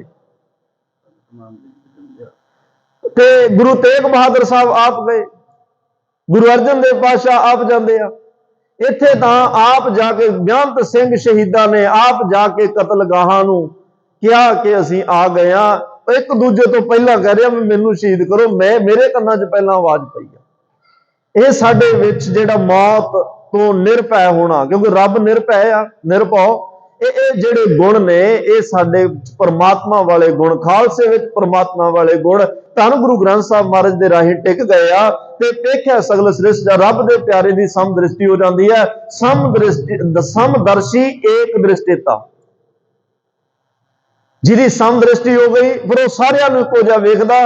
ਜਿਵੇਂ ਰੱਬ ਦਾ ਕੋਈ ਵੈਰੀ ਮਿੱਤਰ ਨਹੀਂ, ਫਿਰ ਉਹ ਸਮਦ੍ਰਿਸ਼ਟੀ ਵਾਲੇ ਦਾ ਵੀ ਕੋਈ ਨਹੀਂ ਹੈ। ਨਾ ਭਰਮ ਨਾ ਪਿੱਤਰ ਹੈ, ਭਰਮ ਕੋਈ ਭੁਲੇਖਾ ਨਹੀਂ, ਰੱਬ ਨੂੰ ਨਾ ਕੋਈ ਭੁਲੇਖਾ ਪੈਂਦਾ ਤੇ ਨਾ ਹੀ ਉਹ ਕੋਈ ਭਟਕਣਾ ਵਿੱਚ ਹੈ। ਨਾ ਪਿੱਤਰ ਹੈ ਕੋਈ ਦੁਚਿੱਤਾਪਨ, ਭਿੱਤ ਦਾ ਮਤਲਬ ਹੁੰਦਾ ਦੁਚਿੱਤਾਪਨ। ਰੱਬ ਦੇ ਮਨ ਵਿੱਚ ਕੋਈ ਦੁਚਿੱਤੀ ਨਹੀਂ ਹੈ। ਉਹਨੇ ਜਿਹੜਾ ਕੰਮ ਕਰਨਾ ਕਰਨਾ, ਜਿਹੜਾ ਨਹੀਂ ਕਰਨਾ ਨਹੀਂ ਕਰਨਾ। ਉਹ ਕੋਈ ਦੁਬਦਾ ਚ ਨਹੀਂ ਵੀ ਕਰਾਂ ਜਾਂ ਨਾ ਕਰਾਂ। ਜਿਵੇਂ ਆਪਾਂ ਸੋਚਦੇ ਰਹਿਣਾ ਵੀ ਅੰਮ੍ਰਿਤ ਛਕੀਏ ਕਿ ਨਾ ਛਕੀਏ, ਸਵੇਰੇ ਉੱਠੀਏ ਕਿ ਨਾ ਉੱਠੀਏ, ਗੁਰੂ ਘਰ ਜਾਈਏ ਕਿ ਨਾ ਜਾਈਏ, ਹਰ ਕੰਮ ਚ ਦੁਬਦਾ। ਸੇਵਾ ਕਰਾਂ ਜਾਂ ਨਾ ਕਰਾਂ, ਪਹਿਲਾਂ ਆਹ ਕਰ ਲਾਂ ਪਹਿਲਾਂ ਉਹ ਕਰ ਲਾਂ, ਜਦ ਨੂੰ ਸਮਾਂ ਲੰਘ ਜਾਂਦਾ। ਫਿਰ ਮਨ ਨੂੰ ਤਾਂ ਬਹਾਨਾ ਚਾਹੀਦਾ ਹੀ ਨਾ ਮਾੜਾ ਜਿਹਾ। ਫਿਰ ਇਹ ਕਹਿੰਦਾ ਵੀ ਨਹੀਂ ਹੁਣ ਤਾਂ ਸਮਾਂ ਲੰਘ ਗਿਆ, ਹੁਣ ਕੱਲ ਵੇਖਾਂਗੇ, ਉਹ ਕੱਲ ਹੀ ਨਹੀਂ ਆਉਂਦੀ। ਪਰ ਰੱਬ ਦੇ ਮਨ ਚ ਇਹੋ ਜਿਹੀ ਕੋਈ ਦੁਚਿੱਤੀ ਨਹੀਂ ਆ, ਕੋਈ ਦੁਚਿੱਤਾਪਣ ਨਹੀਂ। ਨਾ ਕਰਮੰ ਨਾ ਕਾਏ, ਕਾਇਆ ਦਾ ਅਰਥ ਹੁੰਦਾ ਕਾਇਆ। ਵਾਹਿਗੁਰੂ ਜੀ ਨਾ ਤੁਸੀਂ ਕਰਮਾਂ ਦੇ ਅਧੀਨ ਆਉਂਦੇ ਹੋ ਤੇ ਨਾ ਤੁਹਾਡੇ ਤੇ ਕਰਮਾਂ ਦਾ ਅਸਰ ਹੈ। ਇਹ ਸੰਸਾਰ ਸਾਰਾ ਕਰਮਾਂ ਦਾ ਬੱਧਿਆ ਹੋਇਆ। ਕਰਮੀ ਆਪੋ ਆਪਣੀ ਕੇ ਨੇੜੇ ਕੇ ਦੂਰ, ਕਰਮੀ ਕਰਮੀ ਹੋਏ ਵਿਚਾਰ, ਦੱਦਾ ਦੋਸ਼ ਨਾ ਦੇਉ ਕਿਸੇ, ਦੋਸ਼ ਕਰਮਾ ਆਪਣਿਆ। ਇੱਥੇ ਸਾਰੀ ਸੰਸਾਰ ਦੀ ਜਿਹੜੀ ਸ੍ਰਿਸ਼ਟੀ ਇਹ ਚੱਲ ਰਹੀ ਆ, ਇਹ ਕਰਮਾਂ ਦੇ ਅਧੀਨ ਨੇ, ਇਹ ਕਰਮਾਂ ਦੇ ਅਧੀਨ ਹੈ। ਪਰ ਰੱਬ ਇਹਨਾਂ ਕਰਮਾਂ ਤੋਂ ਬਾਹਰ ਹੈ। ਉਹ ਕਿਸੇ ਕਰਮਾਂ ਕਰਕੇ ਨਹੀਂ ਵੀ ਉਹਨੂੰ ਜਨਮ ਮਿਲਿਆ ਜਾਂ ਨਹੀਂ ਮਿਲਿਆ, ਜੇ ਜਨਮ ਮਿਲਿਆ ਤਾਂ ਉਹਦੀ ਮੌਤ ਹੈ, ਇਹੋ ਜਿਹੇ ਕੋਈ ਉਹ ਕਰਮਾਂ ਦੇ ਅੰਦਰ ਨਹੀਂ। ਤੇ ਕਰਮ ਕਰਨ ਲਈ ਸਰੀਰ ਧਾਰਨ ਕਰਨਾ ਪੈਂਦਾ, ਉਹਦਾ ਸਰੀਰ ਹੈ ਹੀ ਨਹੀਂ। ਸਰੀਰ ਤੋਂ ਰਹਿਤ, ਸਰੀਰ ਸਾਰੇ ਉਹਨੇ ਬਣਾਏ ਲੇਕਿਨ ਆਪਣਾ ਕੋਈ ਸਰੀਰ ਨਹੀਂ। ਜੇ ਸਰੀਰ ਨਹੀਂ ਤਾਂ ਫਿਰ ਉਹ ਕਰਮਾਂ ਵਿੱਚ ਵੀ ਨਹੀਂ। ਉਹ ਜੋਤ ਸਰੂਪ ਹੈ। ਜਿਵੇਂ ਆਪਾਂ ਸਾਰੇ ਕਰਮਾਂ ਚ, ਪਰਮਾਤਮਾ ਐਵੇਂ ਨਹੀਂ। ਅਜਨਮ ਅਜਾਏ, ਪਰਮਾਤਮਾ ਜਨਮ ਤੋਂ ਰਹਿਤ ਹੈ। ਸਾਡੇ ਤਰ੍ਹਾਂ ਉਸਦੇ ਮਾਤਾ ਪਿਤਾ ਨਹੀਂ। ਨਾਨਕ ਭੰਡੈ ਬਾਹਰਾ, ਏਕੋ ਸੱਚਾ ਸੋਏ। ਨਾ ਹੀ ਜਨਮ ਆਪਣੇ ਆਪ ਤੋਂ ਉਹਦਾ ਹੋਇਆ। ਅਜਨਮੰ, ਜਨਮ ਤੋਂ ਰਹਿਤ, ਅਜਾਏ, ਸਾਡੀ ਤਰ੍ਹਾਂ ਜਨਮ ਨਹੀਂ। ਪਰਮਾਤਮਾ ਜਨਮ ਹੈ ਹੀ ਨਹੀਂ। ਆਪੇ ਆਪ ਨਿਰੰਜਨ ਸੋਏ, ਆਪਣੇ ਆਪ ਤੋਂ ਸਹਿ ਭੰਗ ਸੁਤੇ ਸਿੱਧ ਪ੍ਰਕਾਸ਼ਵਾਨ ਹੈ ਉਹ ਪਰਮਾਤਮਾ। ਨਾ ਚਿੱਤਰ ਹੈ ਨਾ ਮਿੱਤਰ ਹੈ, ਪਰੇ ਹੈ ਪਵਿੱਤਰ ਹੈ। ਨਾ ਉਸ ਪਰਮਾਤਮਾ ਦੀ ਕੋਈ ਤਸਵੀਰ ਹੈ ਤੇ ਨਾ ਕੋਈ ਬਣਾ ਸਕਦਾ। ਦੇਵੀ ਦੇਵਤਿਆਂ ਦੀਆਂ ਤਸਵੀਰਾਂ, ਗੁਰੂ ਸਾਹਿਬਾਨਾਂ ਦੀਆਂ ਤਸਵੀਰਾਂ, ਸਿੰਘਾਂ ਸ਼ਹੀਦਾਂ ਦੀਆਂ ਤਸਵੀਰਾਂ, ਸਾਧੂ ਸੰਤਾਂ ਦੀਆਂ ਤਸਵੀਰਾਂ, ਹਰ ਇੱਕ ਦੀ ਤਸਵੀਰ ਹੋਏਗੀ, ਰੱਬ ਦੀ ਕਿਸੇ ਕੋਲੇ ਨਹੀਂ ਹੈ। ਨਾ ਚਿੱਤਰ ਹੈ, ਉਹਦਾ ਚਿੱਤਰ ਸਰੂਪ ਬਿਆਨ ਐਵੇਂ ਦਾ ਨਹੀਂ ਹੈ ਕਿ ਕੋਈ ਕਵੇ ਜੀ ਨੱਕ ਐਵੇਂ ਦਾ ਬਣਾਓ, ਕੰਨ ਐਵੇਂ ਦੇ ਬਣਾਓ, ਅੱਖਾਂ ਐਵੇਂ ਦੀਆਂ, ਉਹਦਾ ਕੱਦ ਇੰਨਾ, ਇਹੋ ਜਿਹੇ ਕੱਪੜੇ ਹੈ ਹੀ ਨਹੀਂ। ਉਹਦਾ ਸਰੂਪ ਕੋਈ ਨਹੀਂ ਹੈ। ਰੂਪ ਨਾ ਰੇਖ ਨਾ ਰੰਗ ਕਿਛ, ਤ੍ਰੇ ਗੁਣ ਤੇ ਭਿੰਨ ਤਿਸੈ ਬੁਝਾਏ ਨਾਨਕ। ਉਹਦਾ ਸਰੂਪ ਉਹਨੂੰ ਸਮਝ ਆਉਂਦਾ ਜਿਹਨੂੰ ਉਹ ਆਪ ਸਮਝ ਦਵੇ। ਜਿਸ ਹੋਵੇ ਸੋ ਪ੍ਰਸੰਨ, ਜਿਹਦੇ ਖੁਸ਼ ਹੋਵੇ ਤੇ ਉਹਨੂੰ ਉਹ ਸੋਝੀ ਦੇ ਦਿੰਦਾ ਹੈ। ਤੇ ਮਹਾਰਾਜ ਕਹਿੰਦੇ ਆ ਨਾ ਚਿੱਤਰ ਹੈ ਨਾ ਮਿੱਤਰ ਹੈ, ਨਾ ਉਹ ਪਰਮਾਤਮਾ ਦਾ ਕੋਈ ਮਿੱਤਰ ਹੈ। ਤੇ ਮਿੱਤਰ ਜੇ ਉਹਨੂੰ ਕੋਈ ਸਮਝੇ ਬਣਦਾ ਹੈ, ਪਰ ਉਹਦਾ ਕੋਈ ਮਿੱਤਰ ਨਹੀਂ ਹੈ। ਉਹਨੂੰ ਮਿੱਤਰ ਬਣਾਉਣੇ ਨਹੀਂ ਪੈਂਦੇ। ਨਾ ਉਹਨੂੰ ਜੇ ਮਿੱਤਰ ਬਣਾਏਗਾ ਤਾਂ ਦੁਸ਼ਮਣ ਵੀ ਬਣਨਗੇ। ਰੱਬ ਨੂੰ ਕੋਈ ਆਪਣਾ ਮਿੱਤਰ ਸਮਝਦਾ ਤੇ ਕੋਈ ਵੈਰੀ ਸਮਝਦਾ। ਜਿਨ੍ਹਾਂ ਦੇ ਨੁਕਸਾਨ ਉਹ ਕਹਿੰਦੇ ਰੱਬ ਸਾਡਾ ਵੈਰੀ ਹੈ। ਜਿਨ੍ਹਾਂ ਤੇ ਕਿਰਪਾ ਧਨ ਪਦਾਰਥ ਨਾਲ ਹੀ ਬੰਦਾ ਜੁੜਿਆ ਨਾ, ਜਿਨ੍ਹਾਂ ਦੇ ਸੰਸਾਰੀ ਧਨ ਦੌਲਤ ਜ਼ਿਆਦਾ, ਉਹ ਕਹਿੰਦਾ ਸਾਡਾ ਰੱਬ ਮਿੱਤਰ ਹੀ ਬਹੁਤ ਹੈ।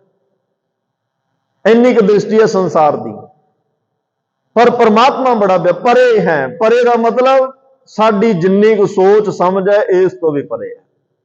ਸਾਡੇ ਹੱਥਾਂ ਵਿੱਚ ਉਹ ਆ ਜਾਏ, ਹੱਥਾਂ ਦੀ ਪਕੜ ਤੋਂ ਵੀ ਪਰੇ ਹੈ।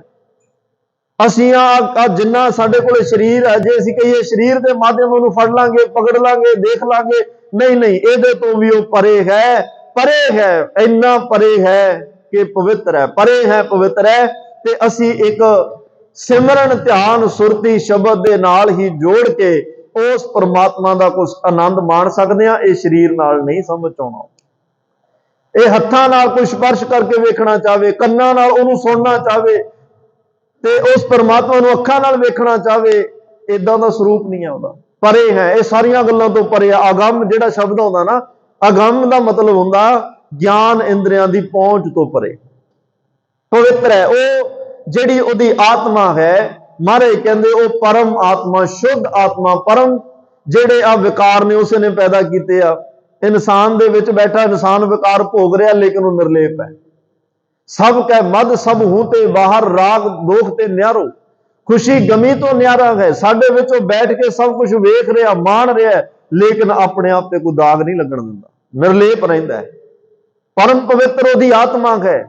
ਬੰਦੇ ਨੂੰ ਤਾਂ ਬੜੇ, ਜਿਵੇਂ ਅਸੀਂ ਕਹਿੰਦੇ ਆ ਕਿ ਰੱਬ ਦੇ ਰੂਪ ਬੜੇ ਨੇ, ਉਹਦੇ ਨਾਮ ਵੀ ਬਹੁਤ ਆ, ਰੂਪ ਵੀ ਬਹੁਤ ਆ, ਤੇ ਉਸ ਤੋਂ ਪਹਿਲਾਂ ਤਾਂ ਸਾਡੇ ਵੀ ਰੂਪ ਬਹੁਤ ਨੇ। ਜਦੋਂ ਕਾਮ ਦਾ ਭੂਤ ਸਵਾਰ ਹੁੰਦਾ, ਰੂਪ ਹੋਰ ਹੁੰਦਾ ਹੈ। ਕ੍ਰੋਧ ਦਾ ਭੂਤ ਸਵਾਰ ਹੁੰਦਾ, ਰੂਪ ਹੋਰ ਹੁੰਦਾ। ਬੰਦਾ ਕਹਿੰਦਾ ਵੀ ਆਹ ਰੂਪ ਦਾ ਤੇਰਾ ਅੱਜ ਵੇਖਿਆ, ਤੂੰ ਤਾਂ ਬੜਾ ਨਿਮਰਤਾ ਵਾਲਾ, ਹਰ ਵੇਲੇ ਮਾਲਾ ਹੱਥ 'ਚ ਸਿਮਰਨ ਤੇਰਾ ਚੱਲਦਾ, ਸੇਵਾ ਕਰਦੇ, ਤੇ ਕ੍ਰੋਧ ਆ ਸਰੂਪ ਦਾ ਤੇਰਾ ਅੱਜ ਵੇਖਿਆ। ਬੰਦੇ ਦੇ ਕਿੰਨੇ ਰੂਪ ਨੇ।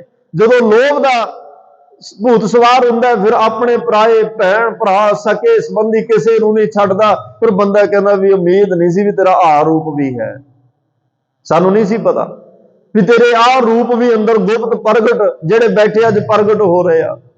ਜਦੋਂ ਬੰਦਾ ਮੈਡੀਟੇਸ਼ਨ ਨਾਲ ਜੁੜਦਾ ਹੈ, ਸਿਮਰਨ ਤੇ ਸੇਵਾ ਨਾਲ ਜੁੜਦਾ ਹੈ, ਫਿਰ ਇਹ ਸਾਰੇ ਜਿਹੜੇ ਰੂਪ ਨੇ ਇਹ ਖਤਮ ਹੁੰਦੇ ਜਾਂਦੇ ਆ। ਫਿਰ ਜਿਹੜੇ ਉਹਨੂੰ ਪਰਮਾਤਮਾ ਦੇ ਵੀ ਉਹੋ ਜਿਹੇ ਰੂਪ ਨਜ਼ਰ ਆ ਰਹੇ ਸੀ, ਤੇ ਅੱਜ ਜਦੋਂ ਆਪਣਾ ਇੱਕ ਰੂਪ ਇਹਨੂੰ ਸਮਝ ਆਉਂਦਾ, ਮੈਂ ਇਨਸਾਨ ਆ, ਮੈਂ ਭਗਵਾਨ ਬਣਨਾ, ਮੈਂ ਭਗਵਾਨ ਦੇ ਵਿੱਚ ਲੀਨ ਹੋਣਾ, ਪਰਮਾਤਮਾ 'ਚ ਲੀਨ ਹੋਣਾ। ਜਿਵੇਂ ਜਿਵੇਂ ਦਾ ਮਨ ਟਿਕਦਾ ਜਾਂਦਾ, ਫਿਰ ਉਵੇਂ ਉਵੇਂ ਇਹਨੂੰ ਪਰਮਾਤਮਾ ਦਾ ਸਰੂਪ ਵੀ ਨਜ਼ਰ ਆਉਂਦਾ। ਅਨੇਕ ਹੈ ਫਿਰ ਏਕ ਹੈ। ਫਿਰ ਇਹਨੂੰ ਸਮਝ ਆਉਂਦਾ ਪਰਮਾਤਮਾ ਵਿਸ਼ਾਲ ਵੀ ਹੈ, ਇੱਕ ਵੀ ਹੋ ਜਾਂਦਾ, ਕਦੇ ਅਨੇਕ ਹੋ ਜਾਂਦਾ ਹੈ। ਇਹ ਸਾਰੀਆਂ ਗੱਲਾਂ ਉਦੋਂ ਹੁੰਦੀਆਂ, ਅੱਲਾਹ ਪਾਕੰ ਪਾਕ ਹੈ, ਸ਼ੱਕ ਕਰੋ ਜੇ ਦੂਸਰ ਹੋਏ। ਉਹ ਇੰਨਾ ਪਾਕ ਪਵਿੱਤਰ ਹੈ, ਸ਼ੱਕ ਤਾਂ ਕਰਾਂ ਜੇ ਉਹਦੇ ਵਰਗਾ ਕੋਈ ਦੂਜਾ ਪਵਿੱਤਰ ਮੈਨੂੰ ਲੱਭੇ। ਉਹਦੇ ਬਰਾਬਰ ਹੈ ਹੀ ਨਹੀਂ। ਉਹ ਪਾਕ ਪਵਿੱਤਰ, ਪਵਿੱਤਰ ਤੋਂ ਪਵਿੱਤਰ ਹੈ। ਉਹਦੇ ਨਾਲ ਜੁੜਨ ਵਾਸਤੇ ਵੀ ਜੀਓ ਨਿਰਮਲ, ਬਾਹਰੋਂ ਨਿਰਮਲ। ਅੱਜ ਸਾਡਾ ਰੱਬ ਨਾਲ ਮਿਲਾਪ ਇਸ ਕਰਕੇ ਨਹੀਂ, ਰੱਬ ਨਿਰਮਲ ਹੈ, ਅਸੀਂ ਮੈਲ ਨਾਲ ਭਰੇ।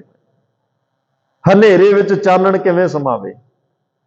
ਚਾਨਣ 'ਚ ਚਾਨਣ ਸਮਾ ਸਕਦਾ ਹੈ, ਹਨੇਰਾ ਚਾਨਣ ਵਿੱਚ ਨਹੀਂ ਸਮਾ ਸਕਦਾ। ਹਨੇਰਾ ਹੋਏਗਾ ਚਾਨਣ ਨਹੀਂ ਹੋਏਗਾ, ਚਾਨਣ ਹੋਏਗਾ ਹਨੇਰਾ ਨਹੀਂ ਹੋਏਗਾ। ਪਰ ਅਸੀਂ ਇਕੱਠਾ ਕਰਕੇ ਰੱਖਣਾ ਚਾਹੁੰਦੇ ਹਾਂ, ਨਹੀਂ ਹੁੰਦਾ। ਜਬ ਹਮ ਹੋਤੇ तब तू ना, हम मैले तुम उज्जल करते, हम निर्गुण तू दाता, हम मूर्ख तुम चतुर सियाणे, तू सर्व कला का ज्ञाता, माधो हम ऐसे तू ऐसा। असी एहो जिहा ते तू किहो जिहा, हम पापी तुम पाप खंडन। नीको ठाकुर दे हुण मेल है, एक पाप करने वाला, एक पापा नूं भन्नण वाला, ते पापी बंदा पाप करदा करदा कवे रब मिले। पहला निर्मल होएगा, निर्मल सेवा ते सिमरन ने करना, फिर तेन ਉਹਦੇ ਨਾਲ ਮਿਲਾਪ ਵੀ ਹੋ ਜਾਏਗਾ। तो ਮਹਾਰਾਜ ਕਹਿੰਦੇ ਆ ਪ੍ਰਥੀਸ ਹੈ, ਅਧੀਸ ਹੈ। ਪ੍ਰਥੀਸ ਹੈ ਉਹ ਸਾਰੀ ਪ੍ਰਿਥਵੀ ਦਾ ਮਾਲਕ, ਅਧੀਸ ਹੈ ਤੂੰ ਸਭ ਤੋਂ ਮੁੱਢ ਦਾ ਮਾਲਕ ਹੈ, ਸਮੇਂ ਦੇ ਮੁੱਢ ਤੋਂ ਵੀ ਹੈ। ਅਦ੍ਰਿਸ਼ ਹੈ ਤੂੰ ਦਿਸਣ ਵਾਲਾ ਨਹੀਂ, ਆ ਅੱਖਾਂ ਨਾਲ ਨਹੀਂ ਦਿਸਦਾ। ਮਨ ਤੂੰ ਜਿਹੜਾ ਇਹ ਪਰਮਾਤਮਾ ਦਾ ਸਰੂਪ ਹੈ, ਨਾਨਕ ਸੇ ਅਖੜੀਆਂ ਬਿਆਨ ਜਿੰਨੀ ਦਿਸੰਦੋ ਮਾਂ ਪ੍ਰੀ, ਉਹ ਅੱਖ ਹੋਰ ਹੈ। ਉਹ ਅੱਖ ਤਾਂ ਬਲਕਿ ਇਹ ਹੈ ਜਦੋਂ ਬ੍ਰਹਮ ਗਿਆਨ ਦੀ ਉਹ ਦ੍ਰਿਸ਼ਟੀ ਬਣਦੀ ਹੈ, ਫਿਰ ਜਿਹੜਾ ਰੱਬ ਅਸੀਂ ਇੰਨਾ ਗੁੰਮਰਾਹ ਹੋ ਜਾਂਦੇ ਵੀ ਰੱਬ ਕਿੱਥੇ ਆ, ਕਿਵੇਂ ਮਿਲੇ, ਕਿਵੇਂ ਦਿਸੇ, ਕਦੋਂ ਦਿਸੇ, ਫਿਰ ਉਹ ਸਾਰੀਆਂ ਜਗ੍ਹਾ ਤੇ ਹਰ ਵੇਲੇ ਨਜ਼ਰ ਆਉਣ ਲੱਗ ਪੈਂਦਾ। ਫਿਰ ਸਾਰੀਆਂ ਜਗ੍ਹਾ ਤੇ ਸਾਰੇ ਟਾਈਮ ਹਰ ਵੇਲੇ ਪਤਾ ਲੱਗਣ ਲੱਗ ਪੈਂਦਾ ਵੀ ਆ ਪਰਮਾਤਮਾ ਦਾ ਸਰੂਪ ਹੈ। ਅਕ੍ਰਿਸ਼ ਹੈ, ਕ੍ਰਿਸ਼ ਦਾ ਮਤਲਬ ਹੁੰਦਾ ਕ੍ਰਿਸ਼ ਕਮਜ਼ੋਰ। ਦੁਨੀਆ ਦੀ ਹਰ ਤਾਕਤਵਰ ਚੀਜ਼ ਕ੍ਰਿਸ਼ ਕਮਜ਼ੋਰ ਹੁੰਦੀ ਹੈ। ਕੱਪੜਾ ਵੀ ਛਿੱਜਦਾ ਹੈ, ਕ੍ਰਿਸ਼ ਹੁੰਦਾ ਹੈ। ਤਨ ਵੀ ਸਾਡਾ ਕ੍ਰਿਸ਼ ਹੁੰਦਾ ਹੈ, ਕਮਜ਼ੋਰ ਹੁੰਦਾ ਹੈ। ਪਰ ਰੱਬ ਅਕ੍ਰਿਸ਼ ਹੈ, ਉਹ ਕਮਜ਼ੋਰ ਨਹੀਂ ਹੁੰਦਾ, ਨਾ ਉਹ ਬੁੱਢਾ ਨਾ ਉਹ ਬਾਲਾ। ਉਹਦੀ ਜੋਤ, ਉਹਦੀ ਤਾਕਤ ਜਿਹੜੀ ਹੈ ਹਰ ਵੇਲੇ ਉਹ ਬਣੀ ਹੈ। ਲਿੱਸਾ ਵੀ ਇਹਦੇ ਅਰਥ ਕੀਤੇ ਆ। ਕ੍ਰਿਸ਼ ਦਾ ਮਤਲਬ ਲਿੱਸਾ, ਰੱਬ ਲਿੱਸਾ ਵੀ ਨਹੀਂ ਹੁੰਦਾ। ਤੇ ਮਹਾਰਾਜ ਕਹਿੰਦੇ ਨੇ ਕ੍ਰਿਸ਼ ਦਾ ਅਰਥ ਹੁੰਦਾ ਜਿਹੜਾ ਖਿੱਚ, ਖਿੱਚ ਵੀ ਅਰਥ ਹੁੰਦੇ ਆ। ਰੱਬ ਕੋਈ ਬੰਦਾ ਐਵੇਂ ਦੀ ਖਿੱਚ ਨਹੀਂ ਮਾਰ ਸਕਦਾ ਕਿ ਰੱਬ ਖਿੱਚਿਆ ਹੋਇਆ ਉਹਦੇ ਵੱਲ ਜਾਵੇ, ਕੋਈ ਕਰਮ ਧਰਮ ਕਰਕੇ। ਹਾਂ, ਪ੍ਰੇਮ ਦਾ ਖਿੱਚਿਆ ਆਉਂਦਾ ਹੈ, ਕੋਈ ਕਰਮਕਾਂਡ ਕਰਕੇ ਕਦੇ ਮੈਂ ਰੱਬ ਨੂੰ ਇਹੋ ਜਿਹਾ ਕੋਈ ਦਾਨ ਪੁੰਨ ਕਰਕੇ ਖਿੱਚ ਪਾ ਲਾਂਗਾ, ਨਹੀਂ ਪੈਂਦੀ। ਪ੍ਰੇਮ ਦੇ ਨਾਲ ਉਹ ਆਉਂਦਾ ਹੈ ਤੇ ਪੁਰਾਣਾ ਹੋ ਜਾਣਾ। ਕ੍ਰਿਸ਼ਨ ਦਾ ਮਤਲਬ ਪੁਰਾਣਾ ਨਹੀਂ ਹੁੰਦਾ, ਸੱਚ ਪੁਰਾਣਾ ਨਾ ਥੀਐ, ਨਾਮ ਨਾ ਮੈਲਾ ਹੋਏ, ਸਾਹਿਬ ਮੇਰਾ ਨੀਤ ਨਵਾਂ, ਸਦਾ ਸਦਾ ਦਾ ਤਾਰ ਉਹ ਨਵਾਂ ਹੈ ਤੇ ਉਹ ਸਦਾ ਸਦਾ ਹੈ। ਇਹ ਉਹਦਾ ਸਵਰੂਪ ਧੰਨ ਗੁਰੂ ਗੋਬਿੰਦ ਸਿੰਘ ਸਾਹਿਬ ਮਹਾਰਾਜ ਨੇ ਬਿਆਨ ਕੀਤਾ। ਹੁਣ ਅਗਲਾ ਛੰਦ ਜਿਹੜਾ ਹੈ ਭਗਵਤੀ ਛੰਦ, ਇਹ ਤਾਕਤ, ਪਰਮਾਤਮਾ ਦੀ ਤਾਕਤ ਬਿਆਨ ਕੀਤੀ ਹੈ। ਆਪਾਂ ਕੱਲ ਵਿਚਾਰਾਂਗੇ, ਅੱਜ ਸਮਾਂ ਹੋ ਗਿਆ। ਤੇ ਨਾਲ ਹੀ ਮੈਂ ਆਪ ਜੀ ਨੂੰ ਸ਼੍ਰੋਮਣੀ ਭਗਤ ਨਾਮਦੇਵ ਜੀ, ਜਿਨ੍ਹਾਂ ਦਾ ਅੱਜ ਜਨਮ ਦਿਹਾੜਾ ਹੈ, ਆਪ ਸੰਗਤਾਂ ਨੂੰ ਲੱਖ ਲੱਖ ਵਧਾਈ ਹੋਵੇ। ਹੁਣ ਸਮਾਂ ਨਹੀਂ ਕਿ ਉਹਨਾਂ ਦੇ ਜੀਵਨ ਵਿੱਚੋਂ ਕੁਝ ਕਹਿ ਸਕਾਂ, ਬਸ ਉਹ ਇੱਕ ਪੂਰਨੇ ਪਾ ਕੇ ਗਏ ਆ, ਇੱਕ ਸੁਚੱਜਾ ਜੀਵਨ ਜੀ ਕੇ ਸਾਡੇ ਸਾਹਮਣੇ ਗਏ ਆ, ਇੱਕ ਸਾਨੂੰ ਵਿਹਲੜ ਨਹੀਂ ਬਣਾ ਕੇ ਗਏ। ਉਹ ਦੱਸ ਕੇ ਗਏ ਆ, ਭਾਈ ਕਿਰਤ ਬਿਰਤ ਕਰਦੇ ਹੋਏ ਵੀ ਰੱਬ ਮਿਲ ਸਕਦਾ ਹੈ। ਭਗਤ ਲੋਚਨ ਜੀ ਨੂੰ ਲੱਗਿਆ ਵੀ ਨਾਮਦੇਵ ਨੂੰ ਐਵੇਂ ਭਗਤ ਕਹਿੰਦੇ ਤਾਂ ਕੱਪੜੇ ਰੰਗਣ ਤੋਂ ਉਹਨੂੰ ਵੇਲ ਨਹੀਂ, ਕੱਪੜੇ ਬਣਾਉਣ ਤੇ ਉਹਨੂੰ ਵੇਲ ਨਹੀਂ, ਨਾਮ ਕਿਹੜੇ ਵੇਲੇ ਜਪਦਾ ਹੋਏਗਾ।